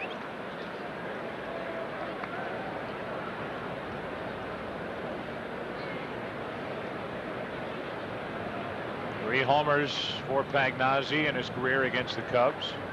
27 RBIs. I think 24 of them were against his old buddy Les Lancaster. Looking for a 2-out RBI hit. 2 on, 2 out. Here in the 5th. To the left side, Hernandez, the easy way. Danny Schaefer in the bottom of the 4th, the top of the 5th, making his mark on this game this Sunday at Wrigley. The defense to keep it tied, and after Langford untied it, Schaefer a base hit to right. The Cardinals strand 2. They've left 7. Halfway through it, they lead by 1.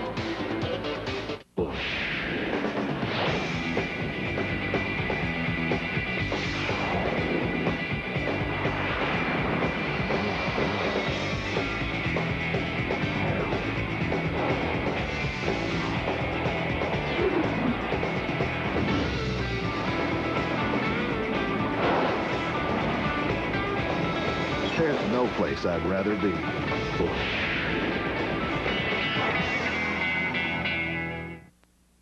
When you need to talk. There's a lot offered on the internet, and LDD offers access onto the internet at a very, very competitive rate. They fill out their application, we fax it into LDD, hand them the software, they go home, load the software, and they have access onto the internet. It makes it simple, easy, and quick for people of this region to be able to have access. When you need to talk, call LDD. Everything you want, we've got it. You want a Best Buy at a great price? We've got them. During summer savings time, Chevy Lumina's just $17,095. That's $1,400 less than Ford Taurus. And Chevy Cavalier, another Best Buy, is now $11,210. That's $365 less than Ford Escort. The competition just can't beat Chevy or these great deals. It's summer savings time at your good neighbor Chevy Geo dealers. Everything you want, we've got it. Don't miss it. St. Louis Cardinal baseball is brought to you in part by Southwest Airlines, celebrating 25 years of love from Southwest to you. By Hoover, nobody gets the dirt like Hoover, nobody. And by Taco Bell, tacos, burritos, nachos, and a whole lot more. Which Southwest Airlines will be packed with Cardinal fans heading back to St. Louis after today's game. New second baseman Mike Gallego takes over for Alicea, who left with a strained right groin. Sandberg leads it off against Alan Benes, 3-2 Cardinals. Ryan 0 for 2. He's grounded out, he's struck out.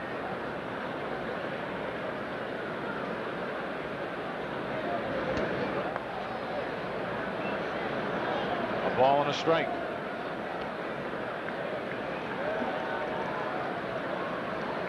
New York playing at home against Houston. First game of a doubleheader. The Mets lead it 5-4 in the ninth inning. 1-1 pitch. Jammed. Did he go? No, says Jerry Lane. Pretty good pitch. About a 2-1 count.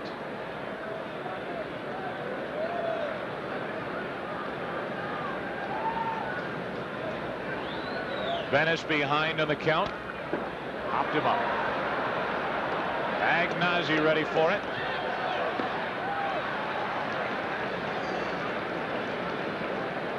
And the leadoff man is gone as Pagnazzi made sure he wouldn't step on his mask and his helmet as he threw it into the seats.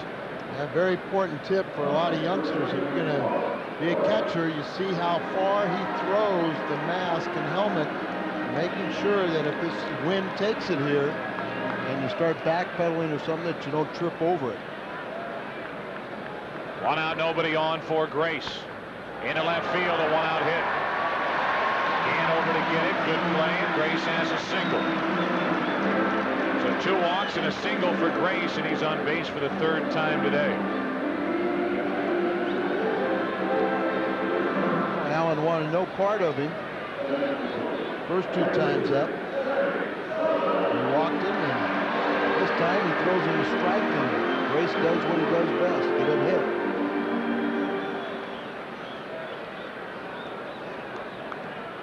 Here's Sosa. 1 on, 1 out.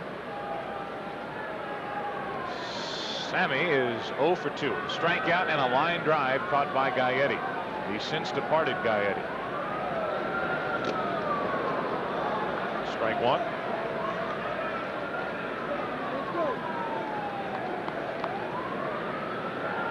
Not a bad trade when the Cubs picked up old Sammy from the White Sox for George Bell. Leading the National League in home runs with 27.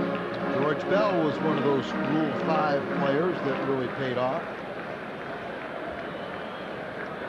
Hoping for the same from Miguel Mejia. 1 on, 1 out. 0-1 pitch. A ball and a strike. They have a lot of things in common. Hometown. Well, I don't know about that. Same country. Outfielders, right-handed hitters. And I'll stop there.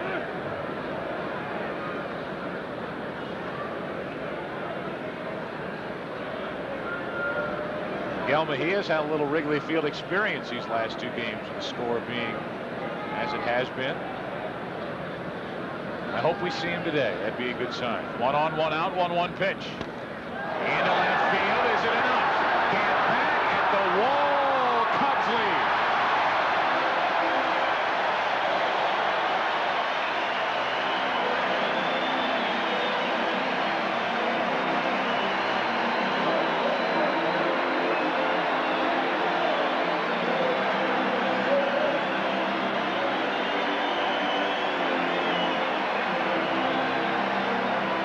He didn't get all of it. Got it off the end of the bat, but in this ballpark with the wind blowing out, that's enough.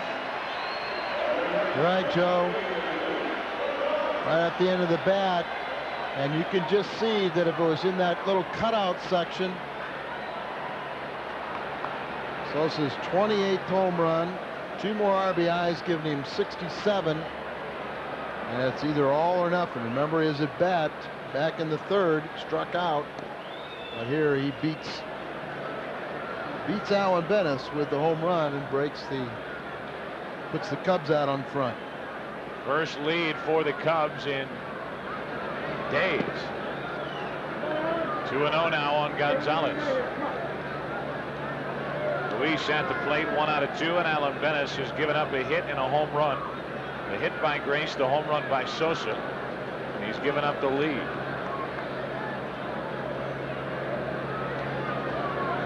Two out to Gonzalez.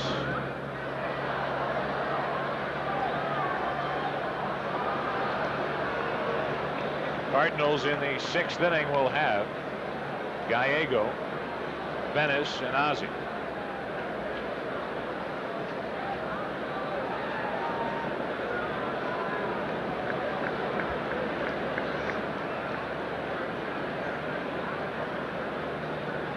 Base is empty. 1 out. 2-1 to Gonzalez. Now 3-1 with Gomez on deck.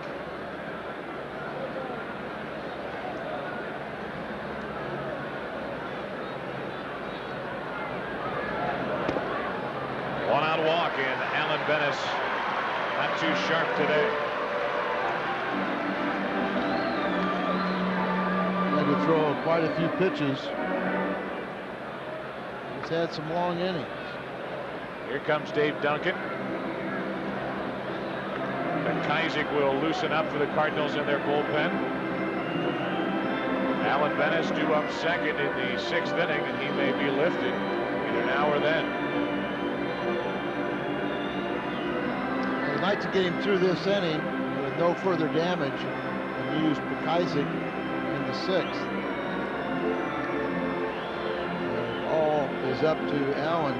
If he can reach down and come up with something here. Hey, Tony, and you and I both kind of looked at it, Joe, when you start seeing the Cardinals stranded runners starting to add up. They missed a couple opportunities. They've stranded 7 in the first 5 innings.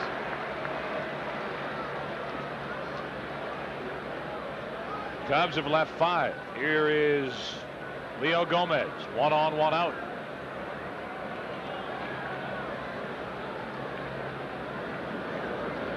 Alan Bennis has had the last 3 reach. Check on Gonzalez, who has stolen 3 bases this year. Gonzalez not running like he once did, where he stole 19, 20 bases. But you have to keep an eye on him.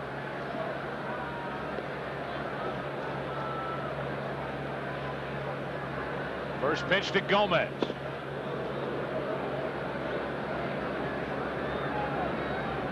Good pitch there from Allen. Good fastball. Inner half. Guy's got a little pop on his bat.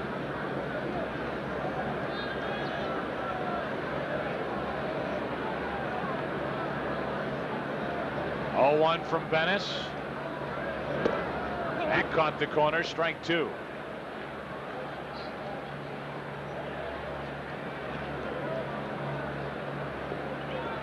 Leo Gomez trying to get something done here with 1 on, 1 out.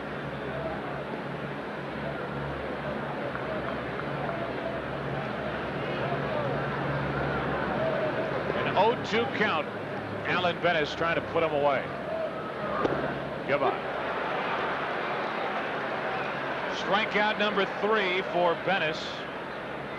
2 out and a runner at first. Boy, 3 pitches the same location.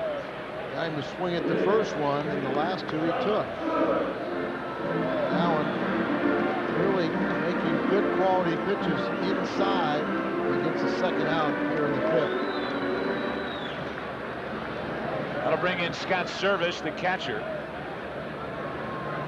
Was hit by pitches last time up. He's 0 for 1.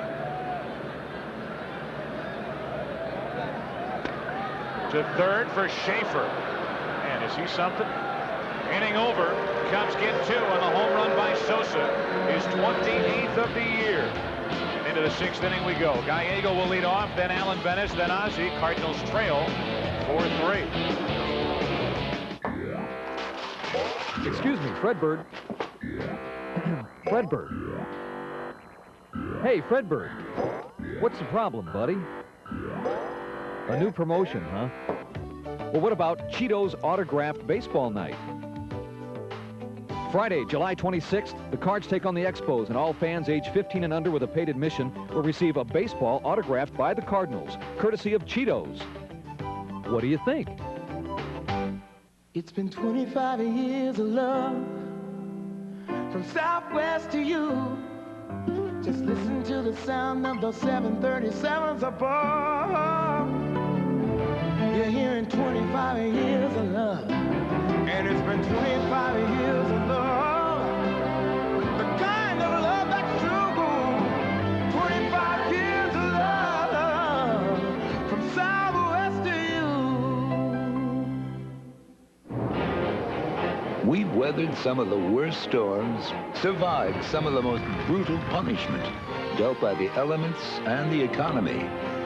We've helped millions of families throughout the heartland of America do the same. And together, we've come through stronger, more resilient than ever. For home, car, and life insurance, we're proud to be your shield of shelter. Shelter Insurance will always be there for you. Nobody does it like you. For high traffic areas, there's the deep cleaning power of the Hoover Steam Vac Deluxe with 5-brush agitator. Nobody does it like you. Cardinals hitting near .330 in this series. We get into the 6th inning. Cardinals down by a run. An average in the series leads us to the Hoover leaderboard. Brought to you by the Hoover Company, proud sponsor of Cardinal baseball. Depend on Hoover, the #1 name in floor care. Nobody gets the dirt like Hoover. Nobody. Team batting average, the Cardinals have jumped all the way up.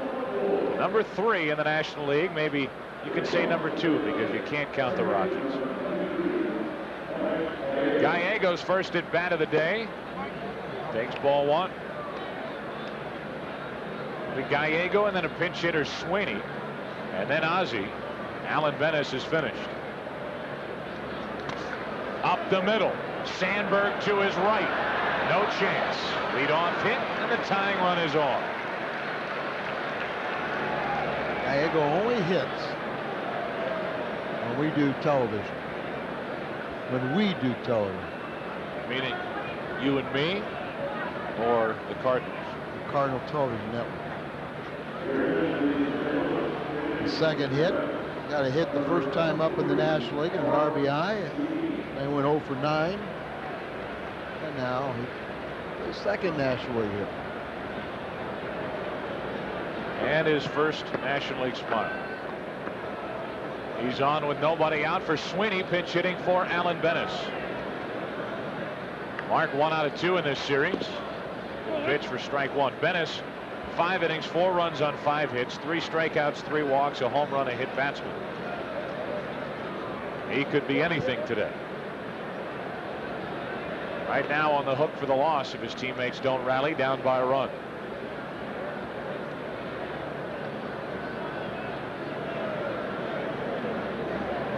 That is well hit into right center field. Sosa on the run, can't get there, off the wall. Gallego, bad hamstring and all, will stop at third, and it's second and third and a pinch hit double by Sweeney.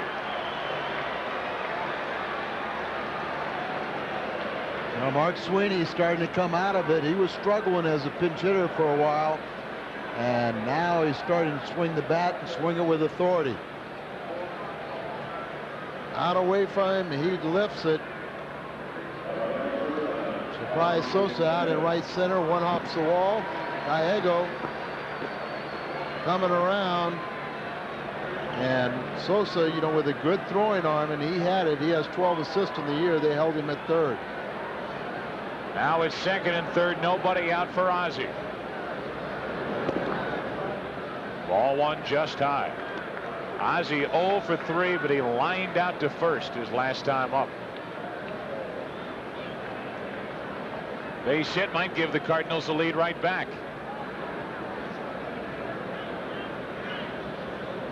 Two 2-0 with Langford on deck. Well, you know Ozzie's not going to strike out, and with hitting with a count in his favor 2-0, you like his chances. At the very least, getting in at least one run. 2-0, 3-0.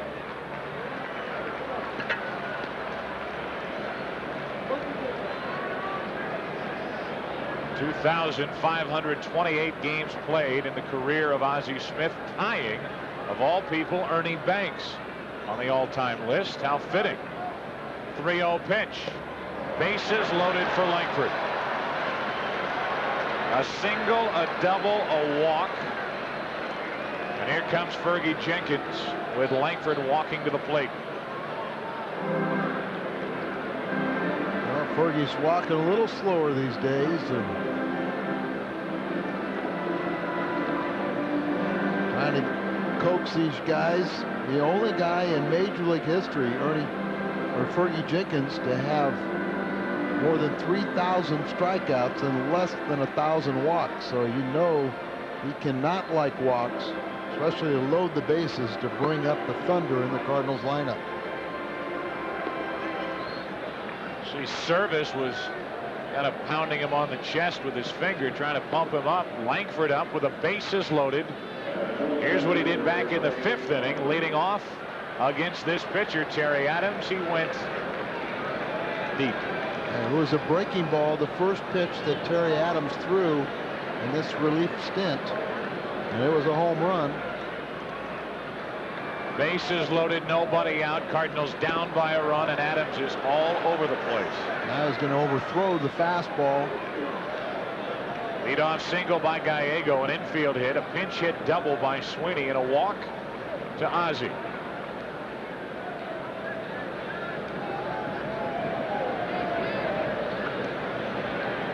Bases loaded, nobody out. Langford went after a bad one there. Maybe a little anxious. 1-1.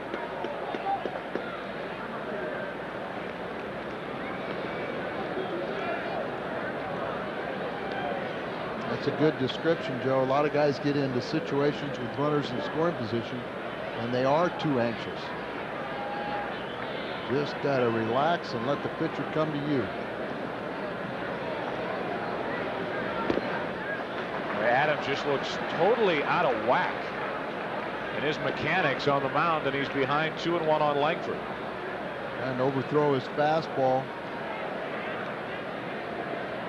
You exert a lot more energy in trying to overthrow it, or you choke it and it straightens out, has no life or movement to it. Bases loaded, nobody out, 2-1. That's into left field and will hit. It'll tie the game. Runners tag. The only one to advance is Gallego, and it's a 4-4 game. Ray comes through with his second RBI of the day, 54 on the season, and it doesn't get any easier for Terry Adams. Now Gant. After that, Jordan. 2 on, 1 out, a tie game. Gallego has to wait for the catch and then just tag up and touch home plate. Tie game. First and second, 1 out. Strike 1 as Gant was flinching. Breaking ball there. He's looking fastball. Terry Adams hasn't really located his fastball. Even the pitch to Langford looked like he just aimed it, trying to throw a strike.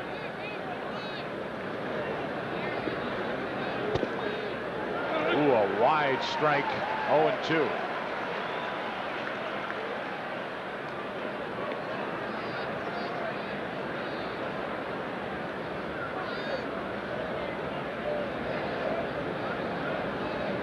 Two on, 1 out. Nothing and 2 on Gant.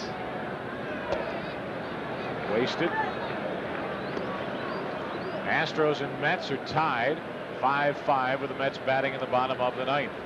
Franco blew a save chance.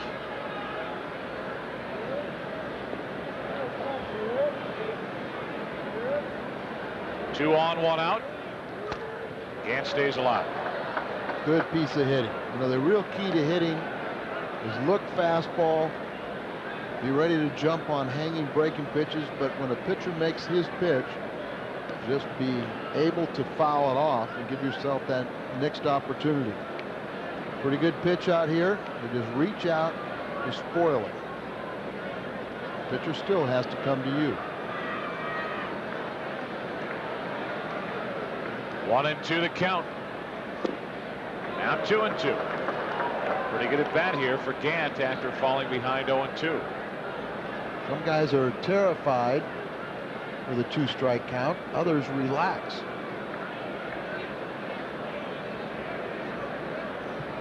Base hit could put the Cards on top again. Tied at 4 here in the 6th. To third for Gomez. Gonna have to hurry. No chance. Bases loaded.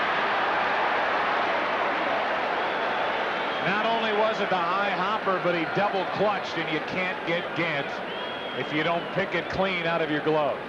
You're right. High hopper, and Gant gets that big. He's got the good speed, but there was the double clutch. And by that time, Ron Gant's past the finish line. Well, Brian Jordan is a mere 8 for 11 with the bases loaded. He has hit 2 career grand slams, one of them coming here yesterday. And he has the bases loaded, 1 out with a chance to put the Cardinals back on top. Tied at 4 here in the 6th. Whoa.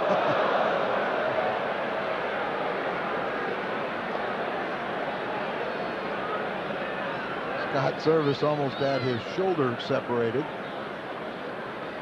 Now you're looking for a fastball in the inner half, but look at this. You know how hard that is to reach up and catch that good fastball? Jordan a .727 average with the bases loaded. He has him jammed here with only 1 out. Tie game, 6th inning. Look out over there.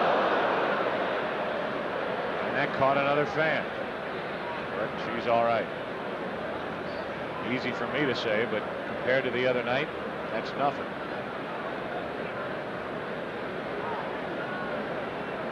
There you go. I think that arrow means get out of here, Brian. We're tired of looking at you. Bases loaded, 1 out, and a 1-1 count on Jordan. 4-4 games, 6th inning. To the right side, a base hit. That scores Sweeney. Ozzie is held, and the bases are still loaded. The Cardinals lead 5-4. Now Ozzie was held right before Sosa dropped the ball charging in.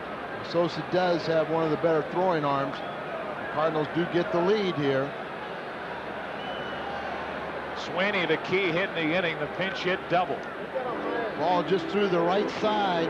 Now Sosa comes in aggressively charging, and then the bobble. He has 12 assists of the year. And if he fields the ball cleanly, it would have been the proper thing to stop Ozzie, but how about with the bases loaded, 750 for Brian Jordan. Outstanding. And he comes through here. He has 3 hits, 2 RBIs, 61 for the year. A double switch for the Cubs as they bring in Magadan to bat 9th and play 3rd, and a new pitcher. This looks to be Rodney Myers. We have seen this entire bullpen 3 times over in this series. I know the Cub relievers better than I do the Cardinal relievers. Bases loaded, 1 out, a local break coming your way. Mabry up. When we come back, he'll face Rodney Myers, and the Cardinals back out in front, 5-4.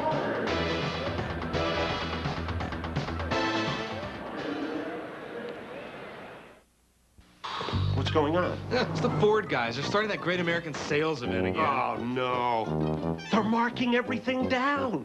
Taurus, F-150. It's gonna be a long month. Come into your local Ford dealer and get $1,500 cash back on Ford Windstar, or get $1,500 cash back on Aerostar. Remember last year? We had 3 customers all month. Yeah, and one of them was my mother. That's $1,500 cash back on Windstar at your local Ford dealer. A full-service hospital stands ready to serve your family's needs, the expected and the unexpected, when time is critical and when seconds mean life, offering every major medical specialty and the technology to treat the body, mind, and heart. If we couldn't offer you all this and more, we wouldn't be a full-service hospital, and we wouldn't be Southeast. Your healthcare team for life. Next inning, what do the Cardinals have in store for Rodney Myers? That's what he's thinking about with the bases loaded, 1 out. Mabry will be his first opponent. This is the Cubs Rule 5 draftee. He was selected from the Royals organization. You knew that was going to happen. Mabry goes up there pumping, strike 1. Well, it's not a bad idea because this reliever is going to come in with the bases loaded and has to throw strikes. John Mabry,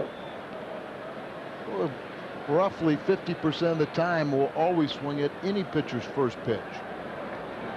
Bases loaded, 1 out. Cardinals out in front by a run. That was saved by Service. What a play. Hard slider right at the feet of Mabry, and that's probably the toughest play for the catcher to make. What a good play to save a run.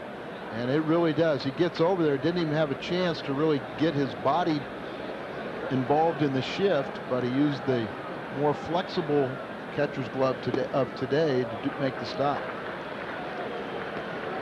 Now Myers falls behind Mabry, 2-1. What do you think the chances are that John's going to swing at this pitch no matter what? I think pretty good. You think he's geared? Bases loaded, 1 out. Into left field. Should get another run home. Ozzie will tag and go. Gonzalez tested. Relay throw home. Not in time as Ozzie caught the plate, and the Cardinals lead by 2. And I don't know how Ozzie pops up at the age of 41 and just walks right on off.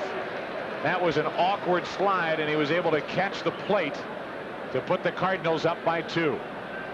Well, we've seen Service block the plate very well. Puts that left leg out there, and Ozzie kind of a semi-slide. Wow. And boy, I'll tell you what, I hope he did not hurt himself. And with a... He got it with his hand.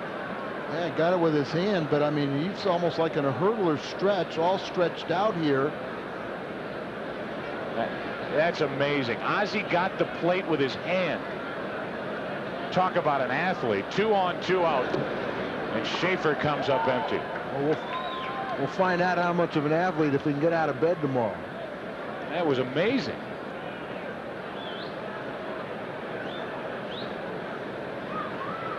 So the Cardinals have had a 3-run inning, lead by 2. Now first and second, 2 out for Schaefer.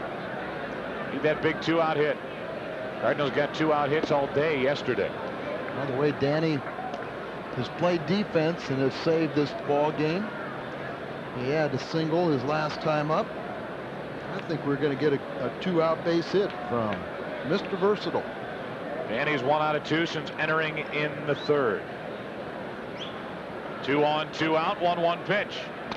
Up the middle. Myers knocks it down. You get the hit. You don't get the run, and the bases are loaded for Pagnazzi.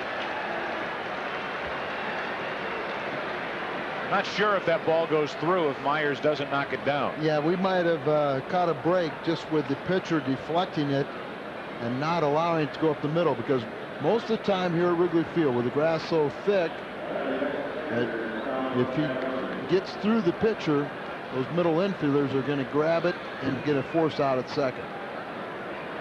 So the bases are loaded now with 2 out for Pagnazzi, the 9th man to bat in the inning.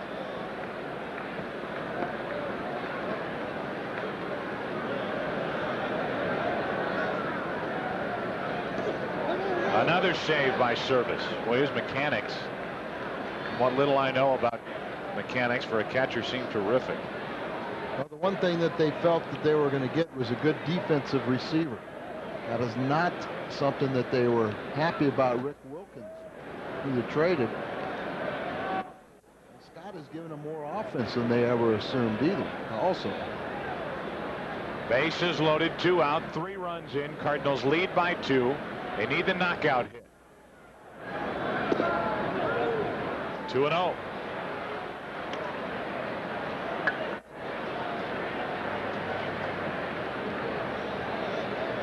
Cardinals need the knockout hit, and they ask for it from Pagnozzi. Bases loaded, 2 out. 3-0. And I would imagine Pagnozzi's taking here with a rookie on the mound. Well, at the very least, you want him to be very selective and say, this is the pitch I'm looking for right here. If I get it, fine. If I don't, I'll take it, even if it's a strike. There's the walk, and it's a 4-run inning, a 3-run lead, the biggest of the day for the Cardinals. An RBI walk as Gant scores, and here comes a frustrated Jim Riggleman. Well, he has no one warming up, and you knew Jim Riggleman did not like his prospects of this game when he lost his starter after only 1 inning. Cardinals had scored 23 runs the last 2 games, had to go in the bullpen repeatedly, and he knew the same was going to happen today with the 3rd consecutive game. Still looking for the knockout blow, though. Cardinals lead by 3, biggest lead, but they need that hit. And Gallego, who started this rally with an infield hit up the middle, stands in.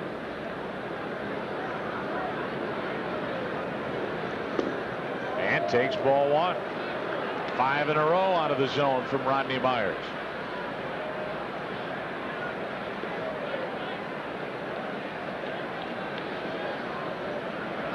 Fergie on down the bullpen. 1-1. Bob Patterson. Gallego is a guy who is not a power man and does strike out quite a bit. He is 1 for 1 in this game, looking for a bases loaded 2-out knock. Into center field, should end the inning. Gave it a ride, but not deep enough. Cardinals get 4. And as we go to the bottom of the 6th inning, Tony Fossis will take over. It's been a long series for the Cubs. They now trail by 3.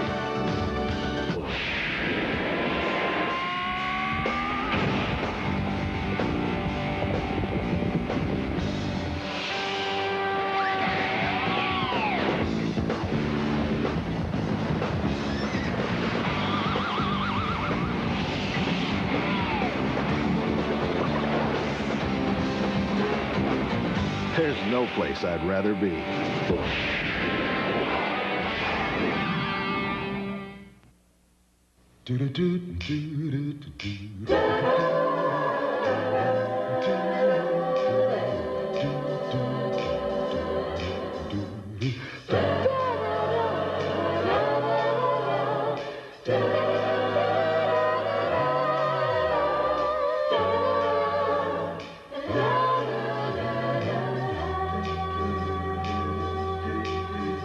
Jeremiah's Restaurant and Lounge. Fine dining 7 days a week.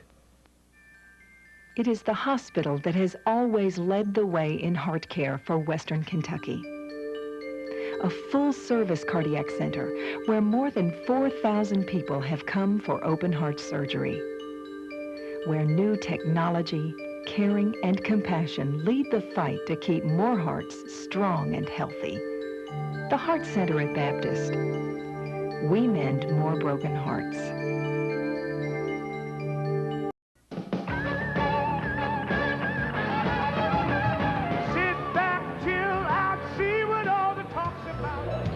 Remember, Cardinal fans, when you've got a thirst for refreshment, the name of the game is easy drinking. Busch Light.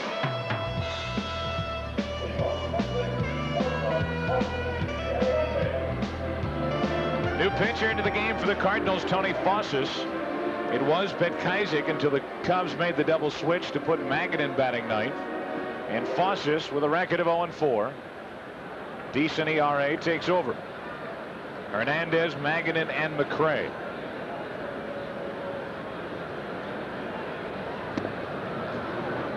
A little breaking ball right there, and that's a good sign. Tony getting that pitch over. Cardinals have left 10 men on today.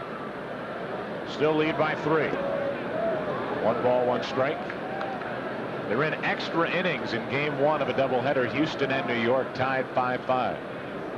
We win our game, we can let them play for a couple more days. Don't even worry about it. Barely missed. 2-1. Tell by Pags' reaction that he wanted that one. A little bit stunned it wasn't called. Hard to get stunned anymore. 2-2. Especially when somebody goes and swings at a pitch over their head. That's not a very good approach by Hernandez. Instead of up 3-1, he goes after a bad ball, and it's a 2-2 count. It's frustrating for a lot of good hitting coaches to the mental approach. And like you say, guys do not situation hit, do not anticipate or think or have a game plan because according to the score. Well, this is a Cubs team that doesn't walk a lot. McRae doesn't walk a lot. Hernandez doesn't walk a lot. A lot of strikeouts. Like to get men on and swing away when you play half your games at Wrigley Field. It's also a club that has struggled hitting with runners in scoring position. Billy knows about hitting. One of the best. 2-2 on Hernandez. Now a full count. We'll see if Fossis can find the strike zone. We're only in the bottom of the 6th.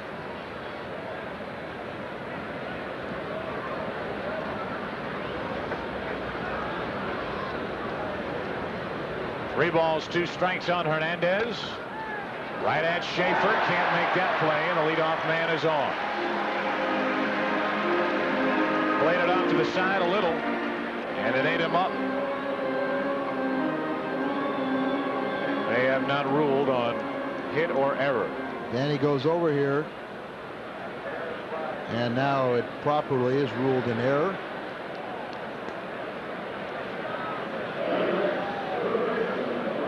So the leadoff man is on for the Cubs, and here comes Magadan.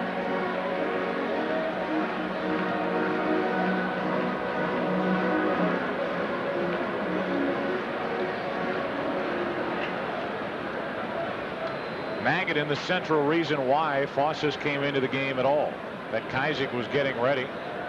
But Magadan, now batting ninth, playing third, takes a strike on a perfect pitch over the outside corner. Hitting only 174 with a home run and 3 RBIs. That home run came as a pinch hitter against Andy Bennis on Friday afternoon.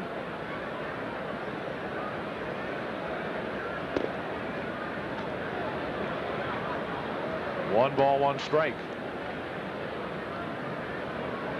This is Fossis for the 6th with Grace lurking in the dugout.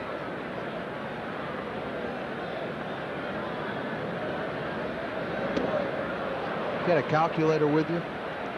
No. Can you add up that Florida-Atlanta score? I think it's 15-10 Atlanta. You are correct. Well, John Bowles, their new manager, said it's simple. We just have to score more runs than the other team. 15-10. Oh, thank you. They're helping us out. That's a final. Even though they didn't play the ninth. Not yet. 1-2 pitch. 1 out. Boy, Magadan is really scuffling. An error followed by the strikeout. 1 on, 1 out. Back to the top for McRae.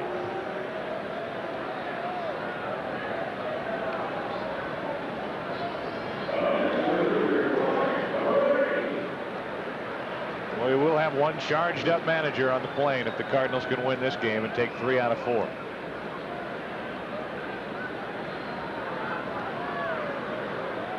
1 on, 1 out for McRae. That's ball 1.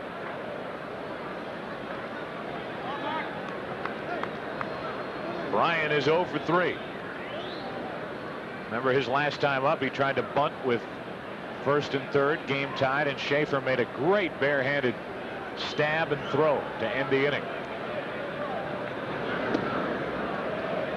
2-0 with Sandberg on deck, and Agnazzi wants to talk it over. He's really taking charge of the pitchers this year, and tell Tony, hey, go right after these guys. Not a strikeout guy. Put the ball in play. Get the double play ball.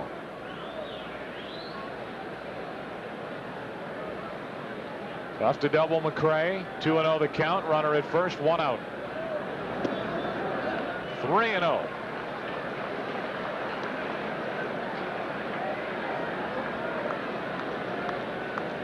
Wildness has been a problem for Tony Fawcett this year, in and out of the strike zone. 3-0 pitch. This is Tony's first appearance of this series, believe it or not. And you couple that with the 3 days off the All-Star break, control is going to be a problem. 3-1 to McRae. Into right field, well hit. Jordan back at the wall, can't get it, slams into the wall. And he is hurt. Hernandez scores. McRae's at third. But more importantly, how's Jordan? Well, Bryan, he took a patch of ivy out of there. I think that ball just kept on carrying on Bryan more than he ever believed, and he is a guy that plays so hard. There's no padding behind the ivy vines, and he banged into there, I think, on the knee, the shoulder, the hip. No one tougher than Bryan Jordan, but he sometimes is his worst enemy.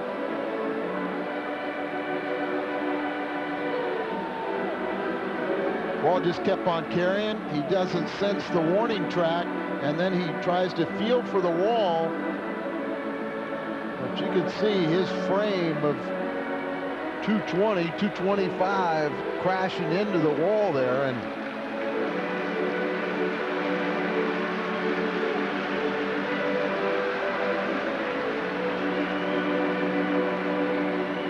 boom.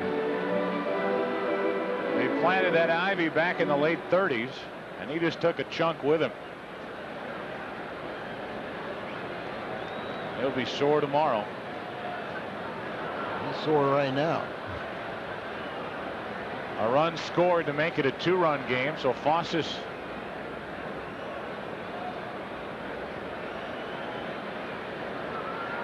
has not been too effective, and Bryan Jordan's going to stay in. I don't think there's any doubt about that in our minds. Whether he'll be able to continue the game may be the question, but as I said, there's no one tougher than Bryan, and it's like he's more worried about his lower half than his upper half. yeah, I think he might have hit the knee into the wall, or maybe that hip. Go into it, and then he kind of turns at the last second. This could be you see the shoulder there, but the hip and the knee. Well, like you said, I think you sensed the same thing I did. Instead of turning and burning back to the wall and getting there, he just kept drifting, not thinking that ball would carry as far as it did. Yeah, I think all along he thought he was going to make the play, and it was going to be short of the warning track. Now a runner at third, 1 out. Sandberg tying run at the plate, ball 1, and Fawcett falls behind again.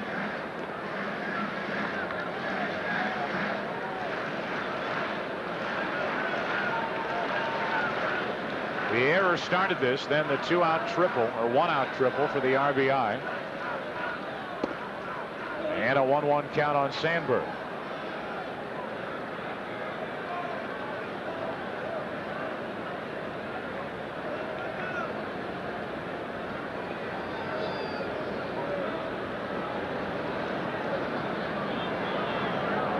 Tying run at the plate here in the 6th inning. Strike 2. If Fossis can get Sandberg, that's a huge lift. Then you have Grace coming up. Tony's trying to keep it a 2-run game. Sandberg, I'm sure, with thoughts of tying it.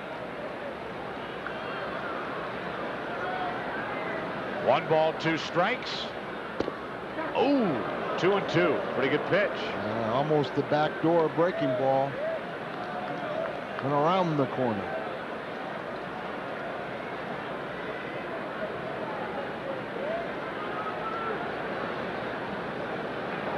McRae at third with 1 out and a 2-2 count on Sandberg. That's foul.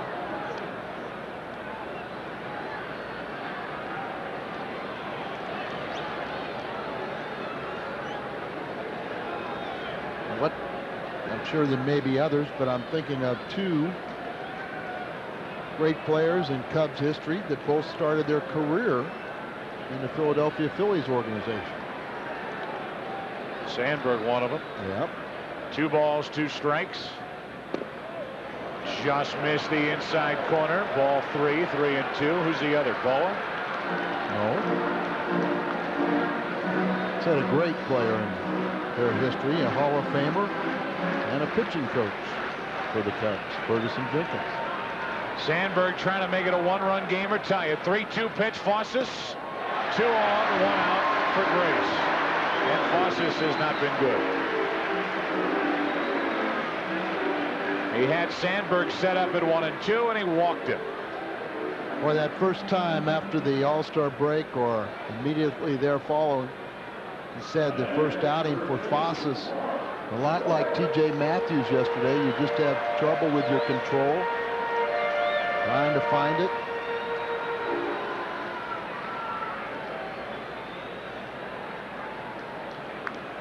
A gray day at Wrigley. So far, the Cardinals leading 7-5, but first and third, 1 out for Grace. Strike 1. This is the last hitter of the day for Tony Fossis. Sammy Sosa waits on deck. McIsaac ready in the bullpen.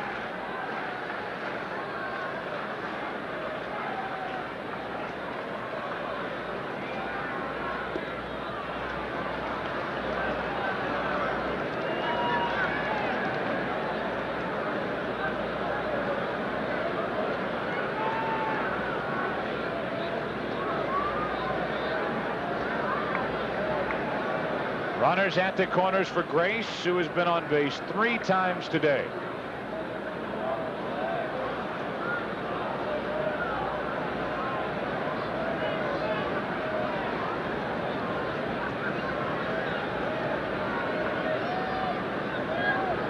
One pitch. Again, Fossis falls behind. If you're Fossis, you've got to get Grace. He was in there to get Magadan. After the error, Magadan struck out, made him look bad. And now he's behind on the count to Grace, 2-1. Well, the one big difference here is Grace will not swing at a pitch if it's a ball. There's a strike, 2-2. And Mark, a very good eye. He did not agree with that call, but it's still the point being that you fall behind to him, you're going to have to come into him. And I think Mark had a legitimate complaint. First and third, 1 out, a 2-ball, 2-strike count on Grace. Fossis, ground ball, Gallego out at first, in to score McRae, and it's a 1-run game. Gallego, a nice play to his left, and the tying run is at second with 2 out.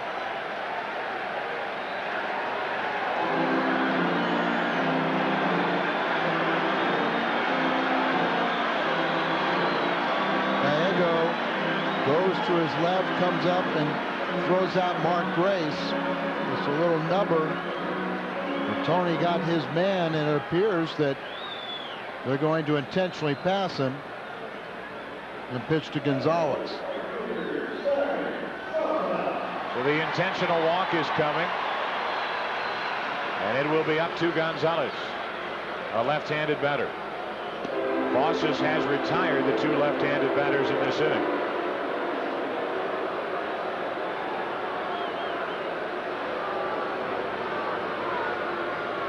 A couple of unearned runs scored against Bosses here in the inning because of a leadoff error.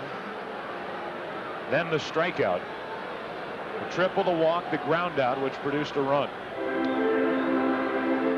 And if they want to take Gonzalez out and Jim Riggleman bring in his Glanville, who normally starts against left-handed pitchers, I think Tony would be happy with that.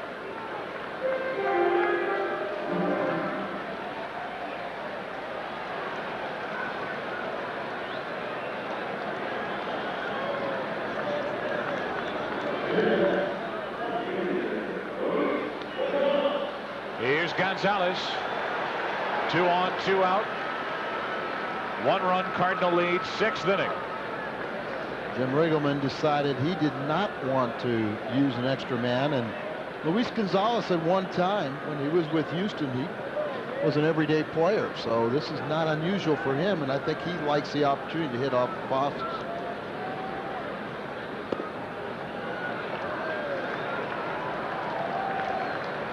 Turk Window starts throwing now. Bosses behind on the count, as he has been with just about every hitter in this inning. 2 on, 2 out. There's a good pitch. 1 ball, 1 strike. You know, the pitcher spot is due up after Gonzalez for the Cubs.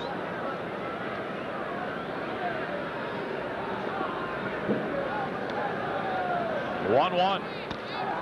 Popped up left side. Will it stay in play? Schaefer. No. Strike 2.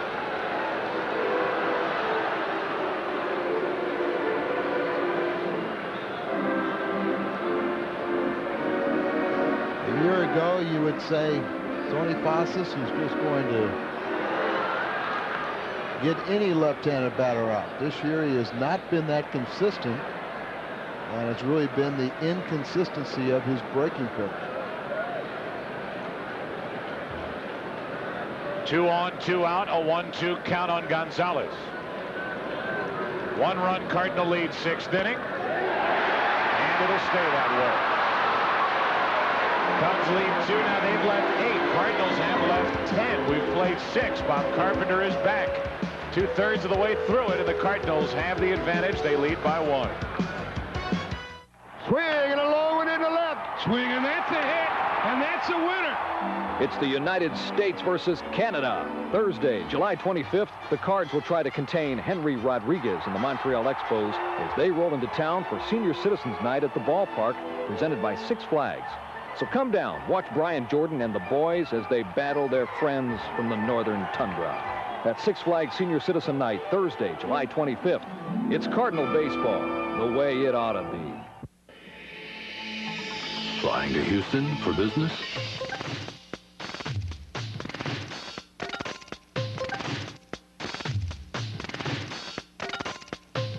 If these 10 reasons don't convince you to fly Southwest Airlines nonstop to Houston, maybe this will.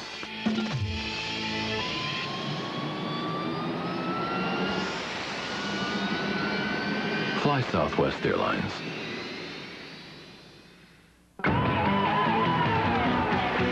To get the most out of this Indy car, Patrick Racing put Scott Pruitt behind the wheel. They built a team that could get it in and out of the pits in the blink of an eye.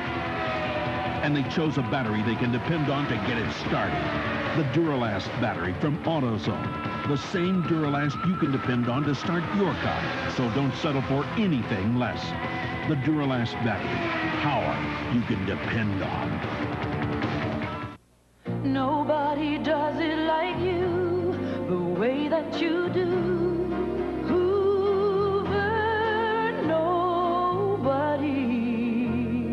Does it like you?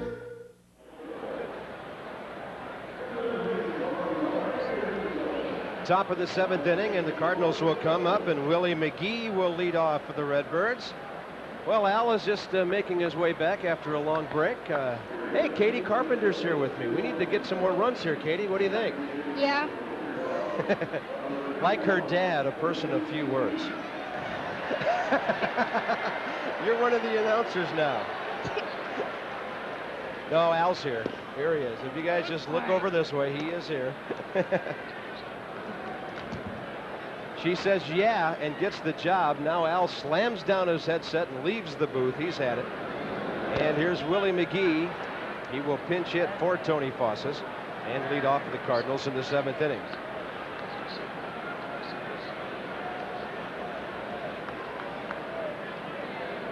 Guy who used to hit a homer or 20 or 30 a year at this ballpark, Andre Dawson, is going to be hanging it up as well. Willie claims he is. We know that Ozzie is. We sure would be sad to see Willie go based on what he's done so far. Looks to be a productive member of the Cardinals down the stretch these last couple of months.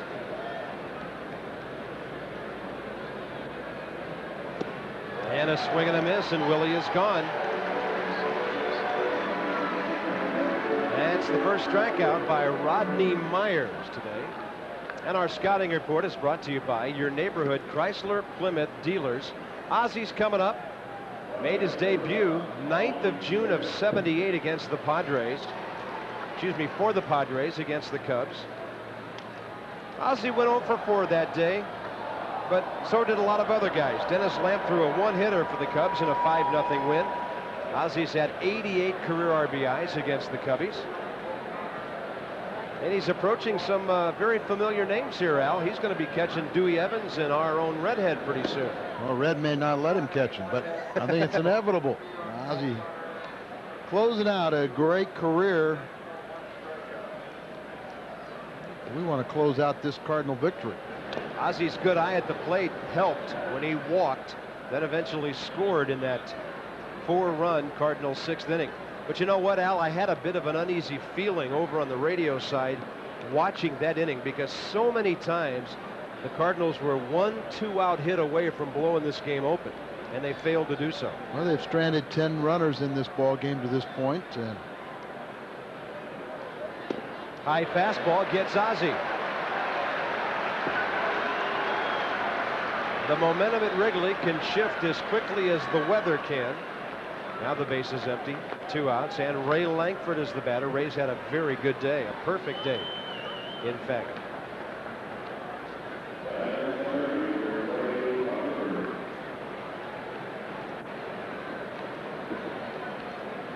A homer, a single, a walk, a sac fly, 2 steals, 2 runs scored.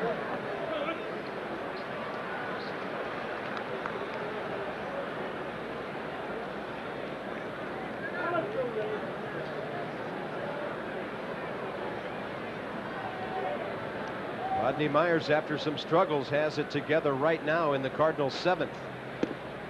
And a heater inside. Well, this is the fastball we were expecting to see. Last inning when he came in, got the final 2 outs, he was really aiming his pitches. Now he's letting it go. Yeah, that's why he walked the base, the run in with the sacks loaded, because he was aiming. When you aim, that's when you lose your aim. Gonzalez will catch it from the bat of Langford, and the Cardinals are gone. 1, 2, 3 in the 7th. Time to stretch at Wrigley. It's a wild one. Cards by 1. Share the spirit, make them feel it, let them hear it, share the spirit. It's Buick's Olympic Celebration, featuring the U.S. Olympic Gold Regal. Fast with 205 horses. Every Regal is loaded with dual airbags, ABS, available remote keyless. In competition, Regal beats Accord LX by almost $2,000, Camry by over $3,300. Choose a $289 per month lease or cash off. See your quality Buick dealer. Prepare yourself for a sci-fi invasion. Because this summer, Tuesdays are out of this world on Fox. It all begins with part 1 of the Alien Nation trilogy, Dark Horizon. 5 years ago, they came to live among us. Now, They're coming to enslave us again. Their enemies want them back. Alien Nation, Dark Horizon, Tuesday on Fox. This Monday on the Fox Summer Movie, Charlie McKenzie's finally met the woman of his dreams. I don't think it's a good idea to rush into spending the night together. I want to spend the night together. I have no problem with that. Now, he's ready to spend the rest of his life with her. She's the beautiful bride. The only trouble is... Charlie, there's something I've been meaning to tell you. It could be a short one. Mike Myers. So I Married an Axe Murderer, Monday on the Fox Summer Movie. To save the station, We're under attack! 2 men must change the course of history on the next Babylon 5. Tonight at 10 on Fox 23 KBSI.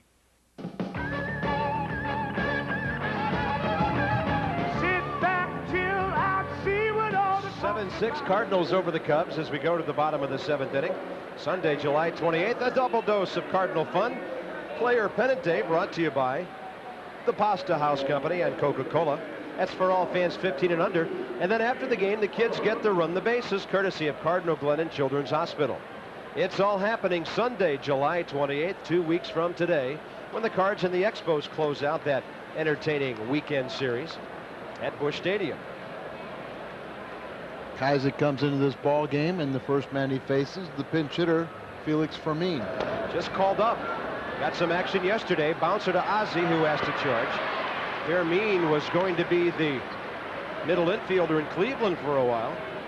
Then they got Omar Vizquel. That kind of knocked him out of a job, and he's bounced around ever since. So now they've hit for the pitcher, and the first man retired by Mark Pitkazik, the new Cardinal pitcher. Mark appearing for the 20th time. He's been that lucky winner, 5-0 record, 44 innings pitched, walked 17, struck out 17.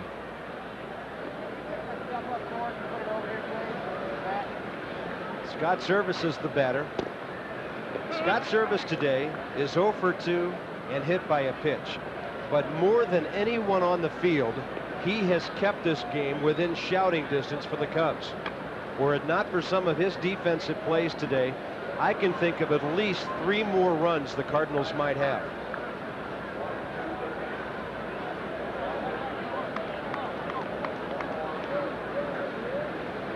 Cardinals are glad to see Rodney Myers go, inning and 2/3.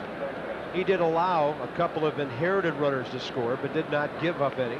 1 hit, 1 walk, 2 strikeouts. And the Cardinals will face Turk Wendell, it appears, when they bat in the 8th inning. Good jam job there. Plenty of time for Ozzie as Petkazik ran the fastball in on the right-handed batter. Well, the nice thing about a game like this, Mark is capable of closing it out, not having to use anyone else.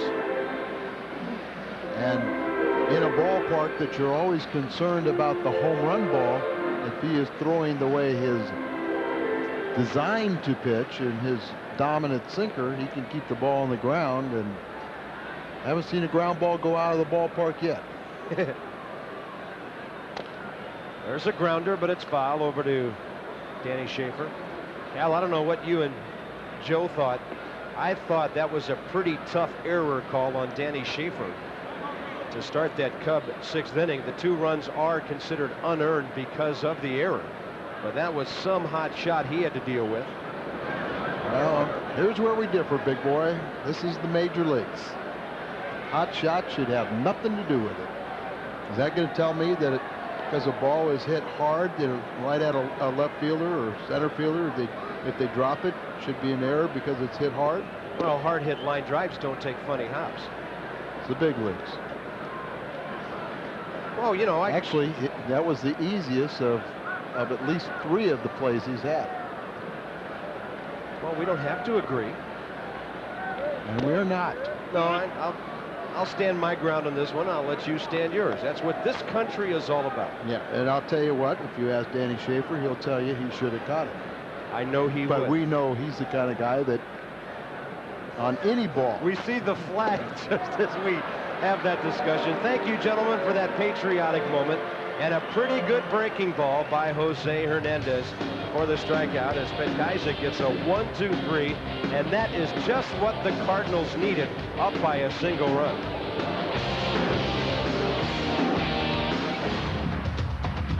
These help define a Consumer's Digest Best Buy and help explain why Dodge Stratus was selected to win this award. These help define the Dodge Best Buy celebration.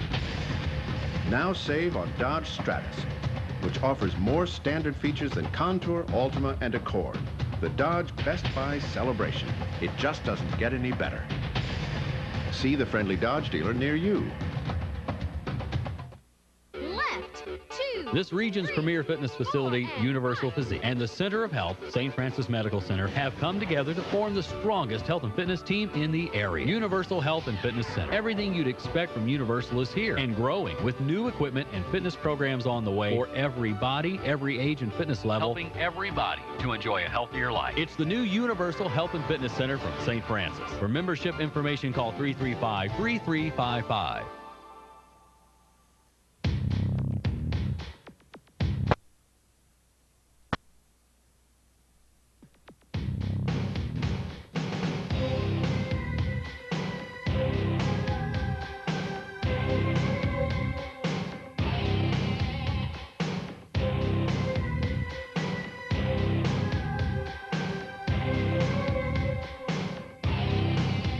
KBSI, your sci-fi station. Fox presents an explosive 4-part New York Undercover starring Ice-T. Freeze like that! Oh, get down! War on the Streets begins tonight.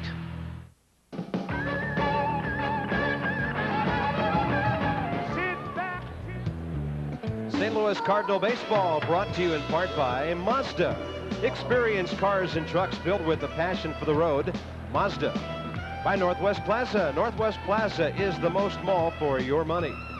And by Jack in the Box Restaurants. Watch out, Mac. Jack's back. Top of the 8th.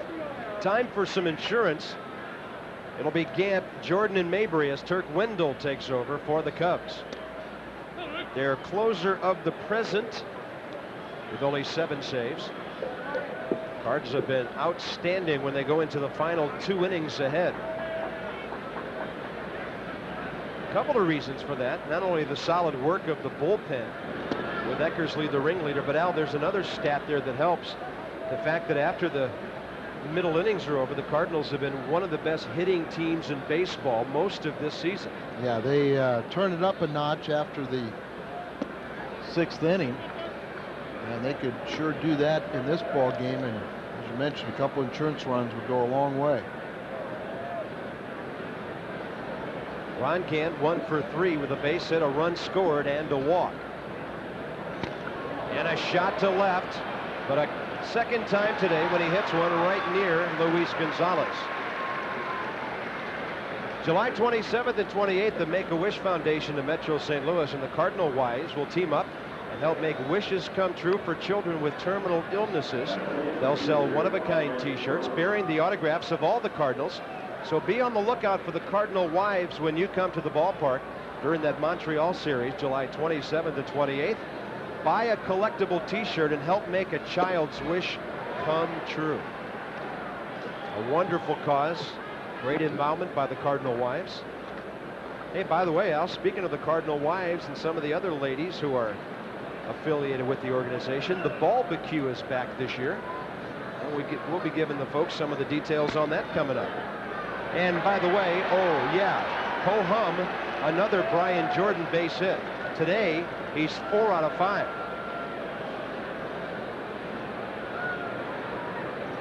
EJ, you see, he's still feeling the effects of the collision with the right center field wall, but it hasn't stopped his hitting. Tied a career high for the 32nd time this week. Everything he's doing lately is a career high. He came in batting .308. He's now 4 for 5. Here's John Mabry. Yesterday, he tied his career high with 6 RBIs in the game. Yeah, and he just did that last week. Yeah, in Pittsburgh.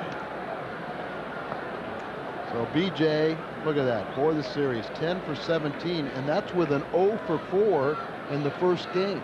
So he's 10 for his last 13 at bats. That is scary.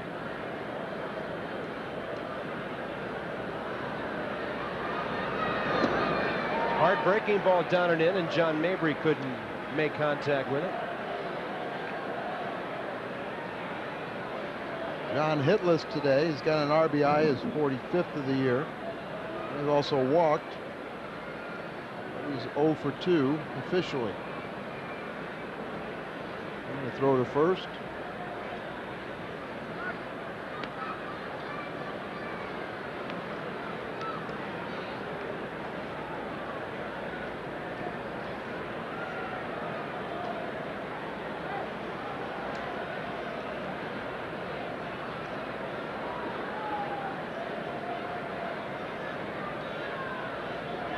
One to Mabry, and it's down and in.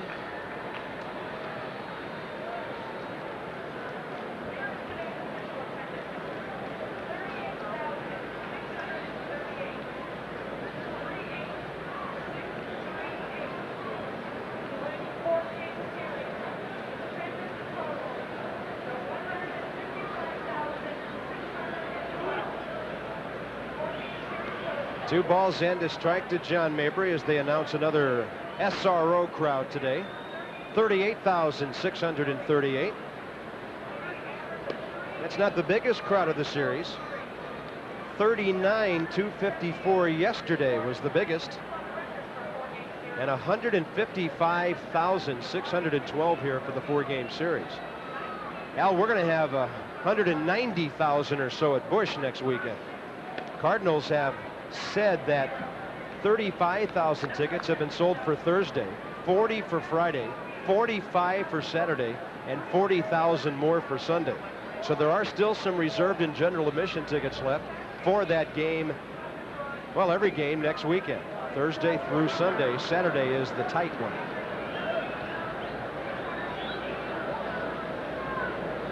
Three balls and a strike now to John Mabry. And you look angry that there are still tickets left for a Cub series. That's right. That is right.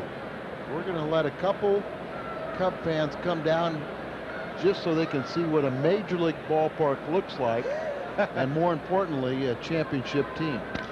Mabry pops it up. Back to first base goes Jordan. McCray catches it. And Jordan was running hard off of first base for about 5 steps, just in case Brian McCray made some sort of mistake or lackadaisical movement with his throw. McCray did not, and Brian Jordan stays on the bag, but he is ever looking for that extra 90 feet. It's in the starter's block, and there's what you're saying. Sees McCray not taking anything for granted, comes up, throws the ball alertly and quickly back to second, so Brian puts on the brakes. This is Danny Schaefer's 4th at bat today.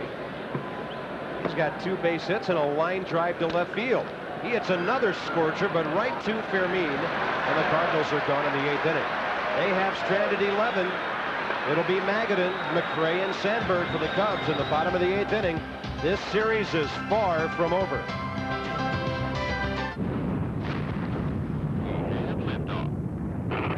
Houston, how many miles are we flying? 900,000. Copy? Roger that. Can we credit that toward our frequent flyer program? Stand by, Red Hawk. We'll get back to you. With Southwest Airlines frequent flyer program Rapid Rewards, you don't have to fly to the moon and back to earn a free ticket. Just 8 quick round trips and your next one's free. A couple more of these flights and I can go someplace really cool. Rapid Rewards from Southwest, the fastest way to fly free.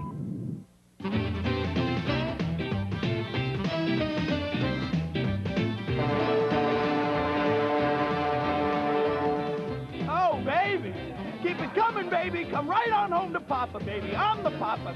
Oh, I'm gonna need a bucket, baby. Oh, who's the man? I'm the man. It's me. I'm the man. Can you say having a good time? I love this city. I love this boat. The Casino Queen. We know what floats your boat. Yes! Low, lower, lowest. Bluff City Ford's got your lowest price on new 96 Ford Ranger, 11,596. America's #1 selling small truck with cold AC and automatic. No one beats Bluff City's price, 11,596. Plus all Ranger 4x2, 4x4, and Super Cabs now have 1,000 cash back. You gotta do it by August 12th. Bluff City's got the largest selection of 97F Series trucks in the region. Radar indicates your best selection and lowest price is at Bluff City Ford. Tuesday, July 23rd, Cards and the Braves. It'll be Auto Tire Autograph Night. All fans will have the opportunity to get an autograph from several current and former Cardinals for a limited time prior to the game. Current Redbirds will sign from 5:45 to 6:30. Ex-players will sign from 6:30 to 7:30, actually beyond game time. That'll be Auto Tire Autograph Night, Tuesday, July 23rd, when the Cards face the Braves. The sidewalk action is heating up outside Wrigley Field, but there is a lot of baseball yet to be played inside the friendly confines. Bottom of the 8th coming up. Cardinals lead 7-6, and Rick Honeycutt, after Petkaizik's 1-2-3 easy 7th inning, will be the 4th Cardinal pitcher. Well, Rick really been pitching well of late. He is unscored upon in 22 of his last 24 appearances for an ERA of 1.77. Right-handers are batting .222 against him. Lefties .195. And the managerial wheels continue to turn. Tony brought in Honeycutt to face Magadan, and immediately they will pinch hit for Magadan. Bring in the former Royal. Shumpert. Terry Shumpert. And you got to watch the bunt from this little speedster. Yeah, when he was playing at AAA Omaha, the Royals were really crowing about this guy's speed and his ability in the outfield. Well, he got up to Kansas City, and then he never hit a whole lot.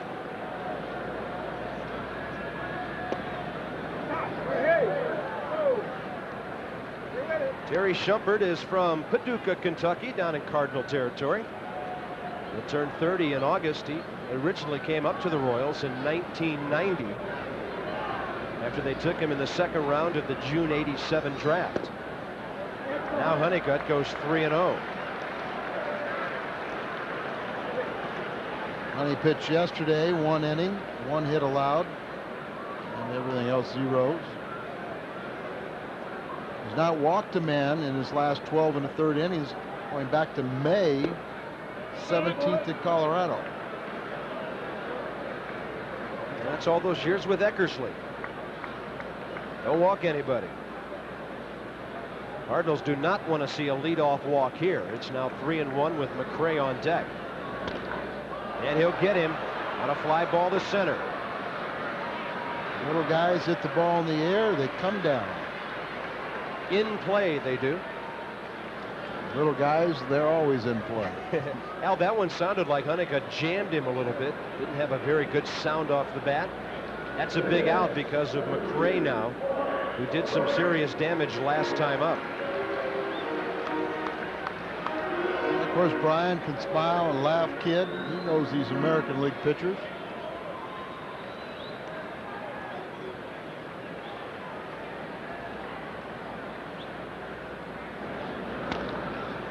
Breaking ball that jammed him, and a bouncer over the third base dugout.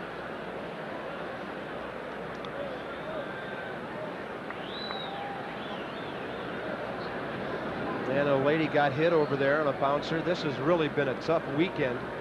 That screamer that Brian Jordan hit several innings ago glanced off a lady's shoulder.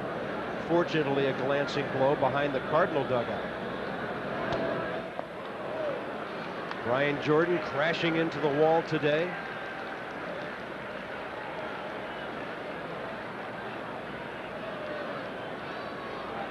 There's a lady that took one off the shoulder earlier. Now her boyfriend shows up. Yeah, you see the bruise. Wow. Look at the knot up there on the point of the shoulder. That's a beauty. Yeah, it feels good, doesn't it? 0-2 pitch.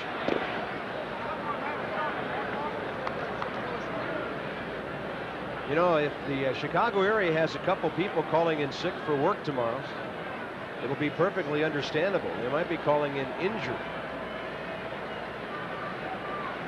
1 ball and 2 strikes to McRae, with Ryan Sandberg next.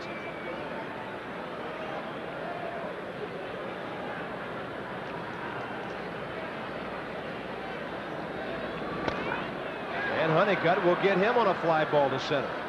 About the same spot for Ray Langford.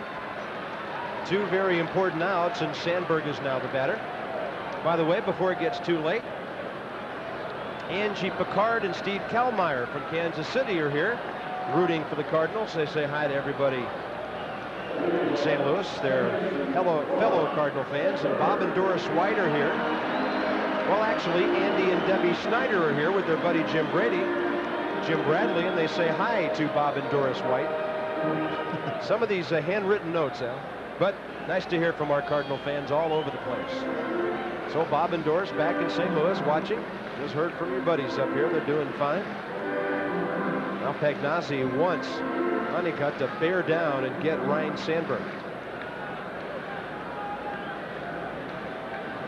Some interesting matchups ahead, Al, if this goes into the bottom of the 9th inning, a one-run game. Because Grace would lead off if they can get Sandberg here. Then you go left, right, left with Grace, Sosa, and Gonzalez. And you could see where Honeycutt could pick up a save here. Pitching the 9th inning. Eckersley will start throwing in the 9th, but you would have to believe that he would not face Grace to start the 9th inning. Especially considering the recent problems with left-handers. Honeycutt had Sandberg lunging a bit, and the foul tip evens the count. 1 ball, 1 strike. Houston picked up 2 runs in the top of the 10th inning and go on to beat New York 7-5 in the first game of a doubleheader. So really going right now, the Cardinals and Houston are tied once again. At the moment. Well, that'll be a tough Sunday for them to have to play a whole nother game after going extra innings. Now it's 1-2 to Sandberg on another foul. Cincinnati defeated Pittsburgh 7-6. So we'll be having to go and cool those guys down a little bit. By the way, the pitching matchup we mentioned earlier is the one for the nightcap in New York. Mike Hampton and Pete Harnisch. 1-2 from Honeycutt to Sandberg.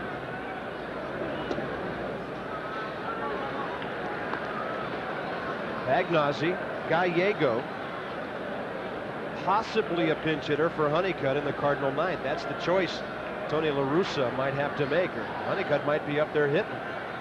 Considering Grace would lead off if he can retire Sandberg here.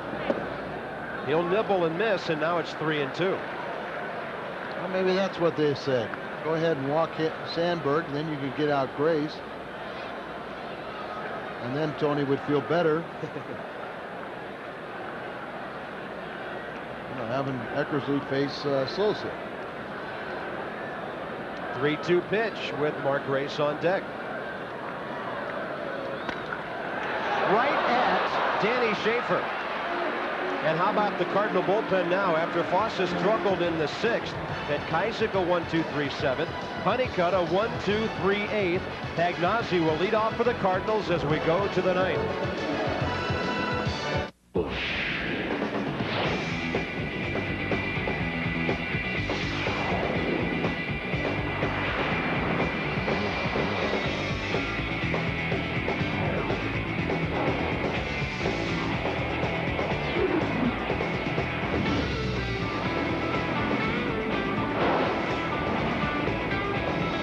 There's no place I'd rather be.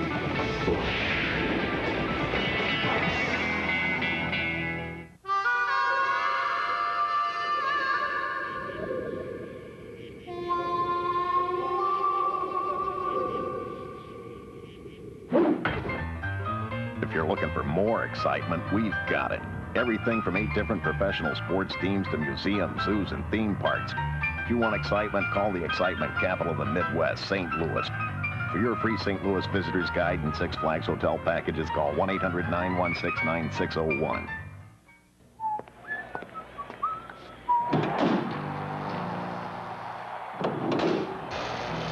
Attention fans, Thursday, July 18th is Southwest Airlines Destination Night. When the Cards play the Cubs, all fans with a paid admission can enter to win one of 16 trips for 2 to any Southwest Airlines destination. Tickets for the game are on sale now. Call 421-3060.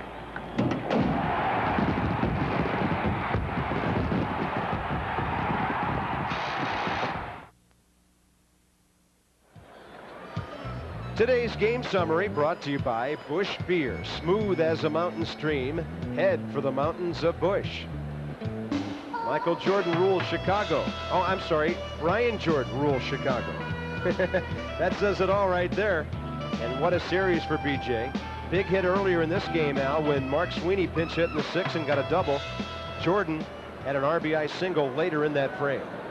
He's just been a hitting machine. That was his second hit with runners in scoring position to give him a 435 average.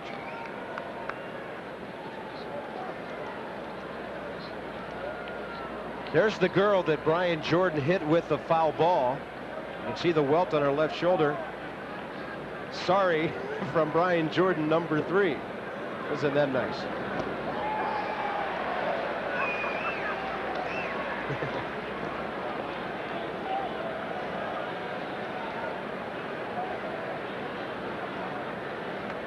She will show that shoulder to everybody now. Turk Wendell not quite as flamboyant as when he first came from the Atlanta Braves to the Cubs. Pags an 0 for 3 day, but he has contributed mightily with his calling of the game and handling of the pitching staff. Along with his bases loaded walk that he took back in the 6th. You take what they give you, and that's what Pags did for his 31st RBI. He's had a 3 for 14 series. Little corker right off the end of the barrel. That almost got the Cardinal bullpen catcher, Jim Donahue. Yeah, T.J. Matthews guarding the line and then forgot to catch the ball. You know, he's out there for one reason, that's protect Donahue. I don't know, Al. You can never assume that ball's foul, can you? Well, I'd like to think you could. If you're pretty bad if you couldn't assume that one was. Or wasn't.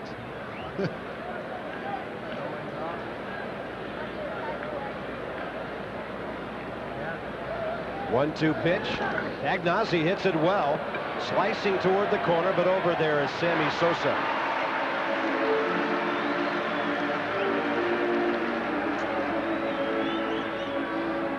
Mike Gallego is next. We'll see who steps to the on-deck circle. It appears to be Miguel Mejia, who other than Royce Clayton is the only remaining position player. Well, I almost have the feeling too that if Mike makes it out, you think they might bat Honeycutt here? Well, yeah, I do. Considering Grace leading off.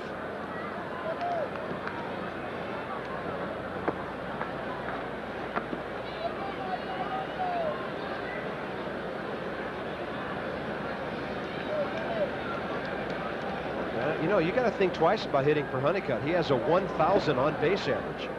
Unless he wants to sit on his average. And Honeycutt does not have an official at bat, but he has a walk this year. Mike Gallego today is 1 for 2 with a base hit, a run scored, and a fly ball.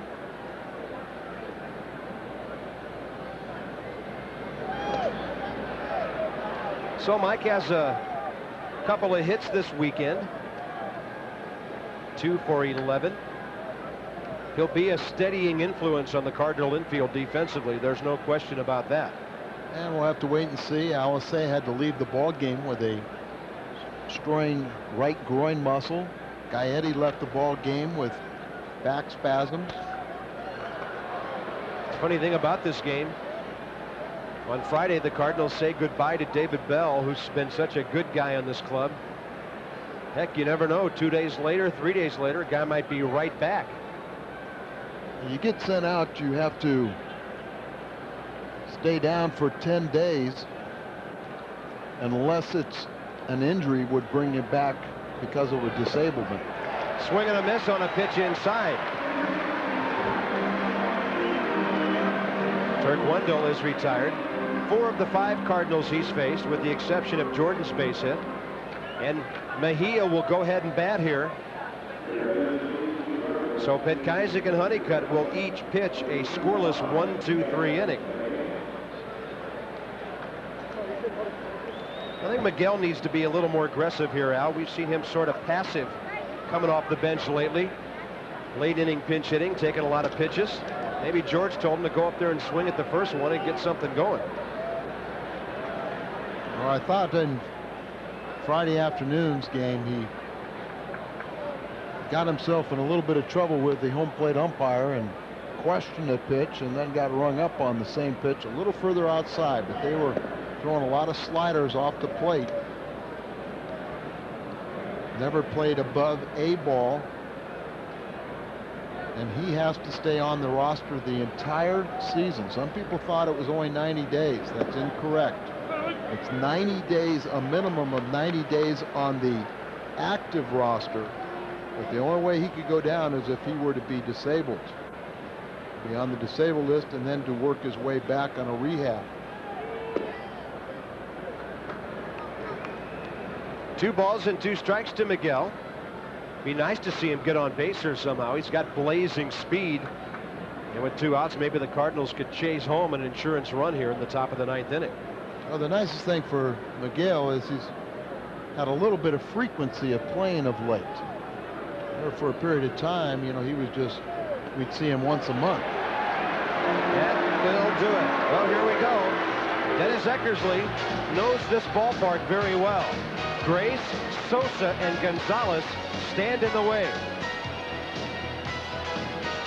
Nobody does it like you. With ordinary vacuum cleaners, you can't tell when you're leaving embedded dirt behind. That's why Hoover brings you the self-propelled Power Drive with embedded dirt finder to tell you when that dirt is still there. The Hoover Power Drive with embedded dirt finder is America's best cleaning upright.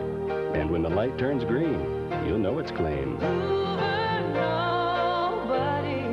Now it's clean. Does it like you? Beginning July 15th, every Monday is a Fox Summer Movie Monday. Catch Mike Myers and Nancy Travis in So I Married an Axe-Murderer. Ow! Damon Wayans and Marlon Wayans in Mo Money. Sorry! The Phantoms Christy Swanson and Luke Perry in Buffy the Vampire Slayer. 90210's Jason Priestley and Sliders' Jerry O'Connell. Marilyn! In Calendar Girl. Tuesday is sci-fi night this summer with Out of This World Tuesdays. The Alien Nation trilogy begins. Coming to enslave us again. With Dark Horizon. Continues the following Tuesday with Body and Soul. And concludes with this year's Saturn Award winner, Alien Nation Millennium. Plus, from Francis Ford Coppola comes the sci-fi adventure. You know what it's like to live forever. White Dwarf. Summer Movie Mondays and Out of This World Tuesdays begin July 15th on Fox.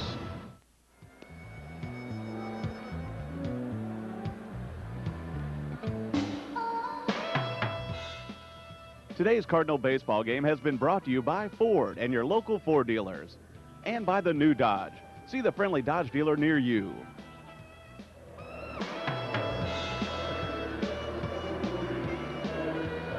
It's the bottom of the 9th inning. And things are set up for a dramatic finish here with the lights on late afternoon at Wrigley Field as the Cardinals try to make it 3 out of 4 against the Cubs. Dennis Eckersley is on. It'll be his 31st appearance. He's after his 2nd save of the weekend. Al, wasn't it incredible yesterday that Eckersley would end up with a save in a ball game the Cardinals at one point led 10-0? Well, and also when they end up winning 10-5, but the bases loaded, and so the on-deck hitter represented the tying run. He took 1 pitch to record his 13th save yesterday, and he is 13 for 15 in save opportunities. He's 5 for 5 in save opportunities since returning from the disabled list. And you mentioned the trouble he's had against left-handers. They're batting .327 against him. He starts off Grace with a breaking ball, then misses low and inside. Mark Grace on base 3 times today.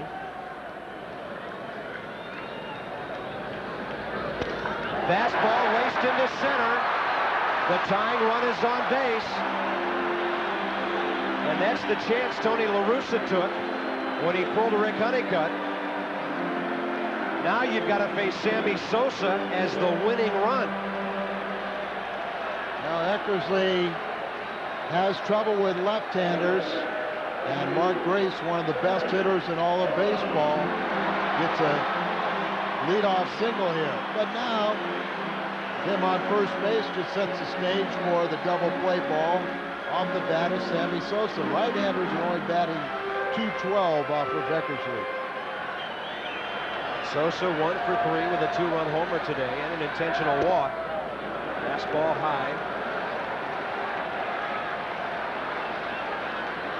7-6 Cardinals, bottom of the ninth. Eckersley fourth on the all-time save list with 336. Home run swing, strike one. Now you take home run swings off of Eckersley, and frequently you'll come up empty.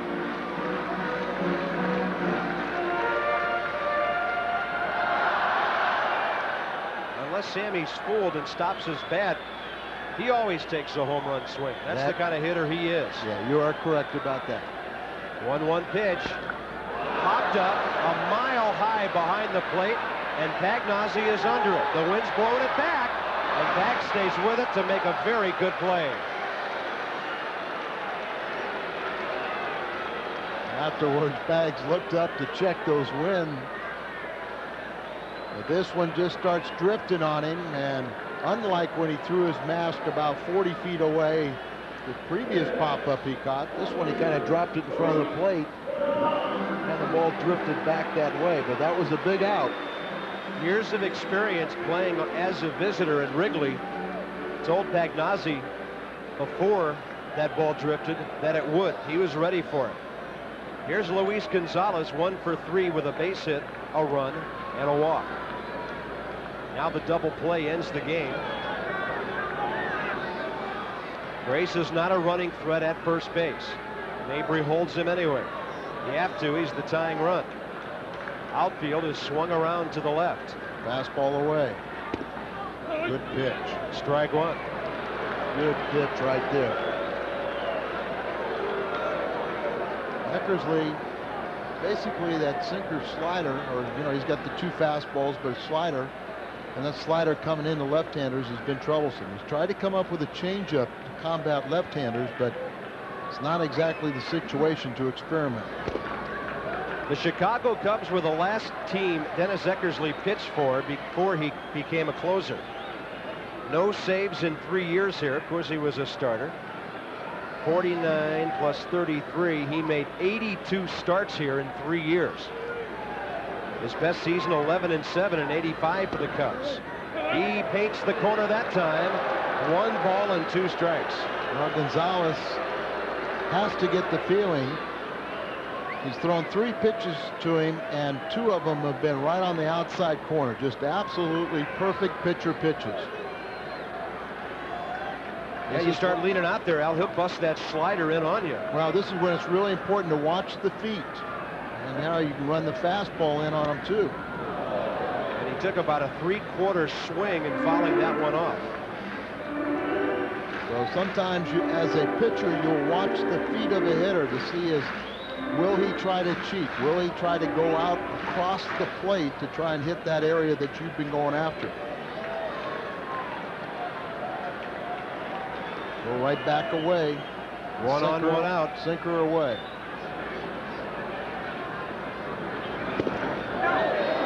Fastball didn't miss by much. Boy, that takes some guts from Gonzalez to take it, because very, very similar to the first 2 pitches that Eckersley got strikes.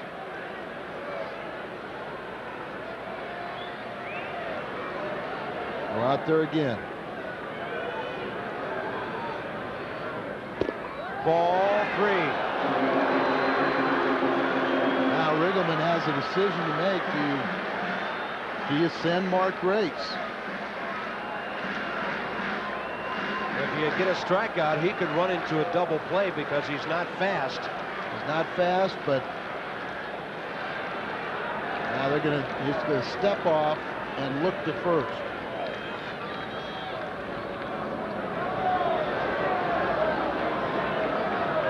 Tyler Houston is in the on-deck circle.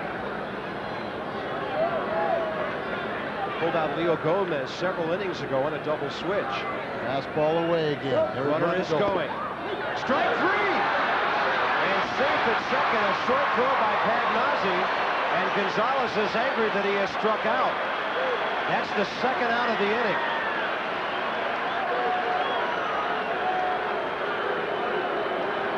It'll be Tyler Houston against Eckersley now.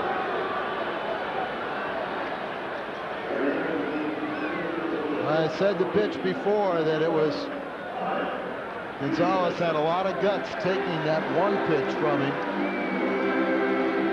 I think he has legitimate gripe, but that was a strike on a couple different occasions, and Gallego at least knocks the ball down and keeps it in front of him. And the Ring can't be happy with a strikeout, gets a minor consolation on the steal of second by Grace. And that's the tying run. Dave Duncan on the mound with Pagnazzi, Schaefer, and Eckersley. And now it's Tyler Houston, recently sent down by the Braves, picked up by the Cubs.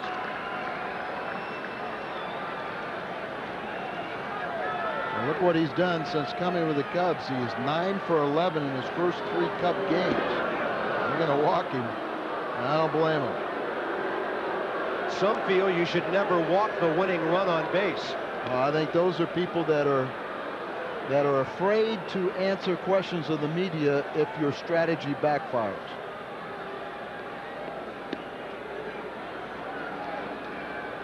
Scott Service is due up next. The Cubs have no more left-handed batters. There are 3 left-handers today. Bullitt, who pinch hit in the 4th, popped up. Magadan, who played third base in the 6th and batted, struck out. And then Tyler Houston here given an intentional pass. So the Cub bench has not hurt the Cardinals today. Scott Service 0 for 3, hit by a pitch. There's a force at every base as he bats with 2 on, 2 out.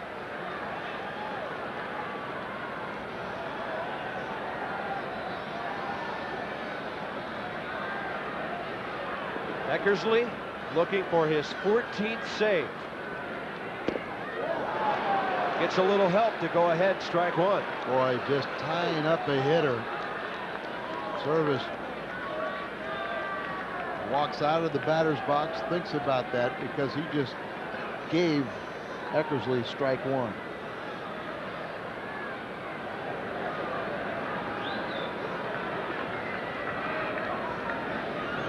Fastball jams him. Pop up. Mabry's going to catch it. And the Cardinals win 3 out of 4 in Chicago. What a job by the bullpen in the last 3 innings. Petkaizik, Honeycutt, and Eckersley, 3 scoreless frames. For Eck, it's his 14th save, number 337 of his career. And now Hrabosky, it is a 6-2 road trip. Well, we've got one more city to go, and that's Cincinnati. We have to take care of business there in the 3 games starting tomorrow night. Tony La Russa's got to be happy with the ball club coming back and winning 3 games after being shut out on Thursday night, and doing it, scoring 30 runs in the final 3 games of this series. Cardinals take 3 out of 4 in Pittsburgh, take a 3-day breather for the All-Star game, and come to Chicago and do the exact same thing. Excuse me, Fredbird. Fredbird. Hey, Fredbird. What's the problem, buddy? A new promotion, huh? What about Coca-Cola Quick Trip Hat Night? Saturday, July 27th, the Cards take on the Expos, and all fans age 15 and under with a paid admission will receive a baseball cap embroidered with a Cardinal player's signature, courtesy of Coca-Cola and Quick Trip. What do you think?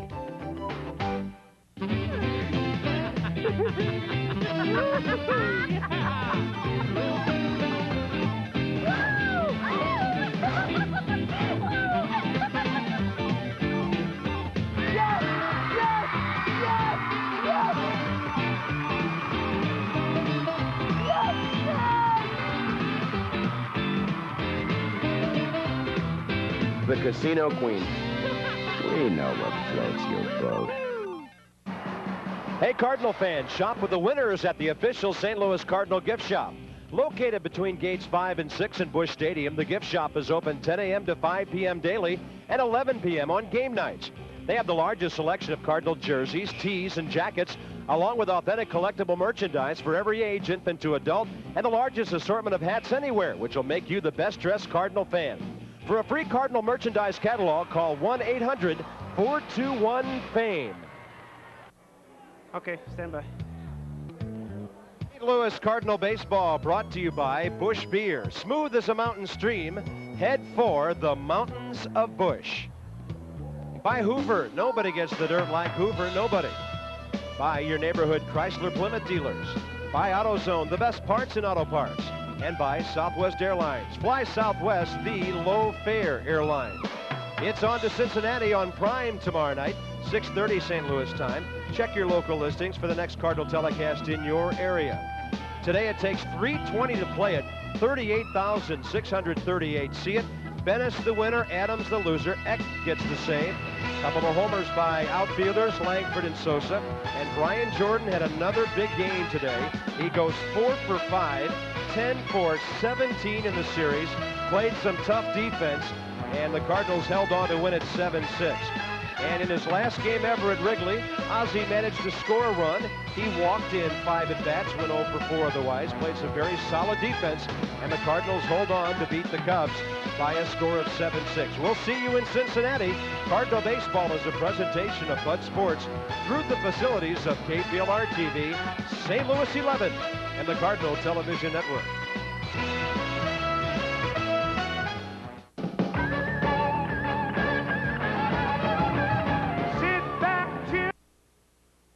We now join our regularly scheduled program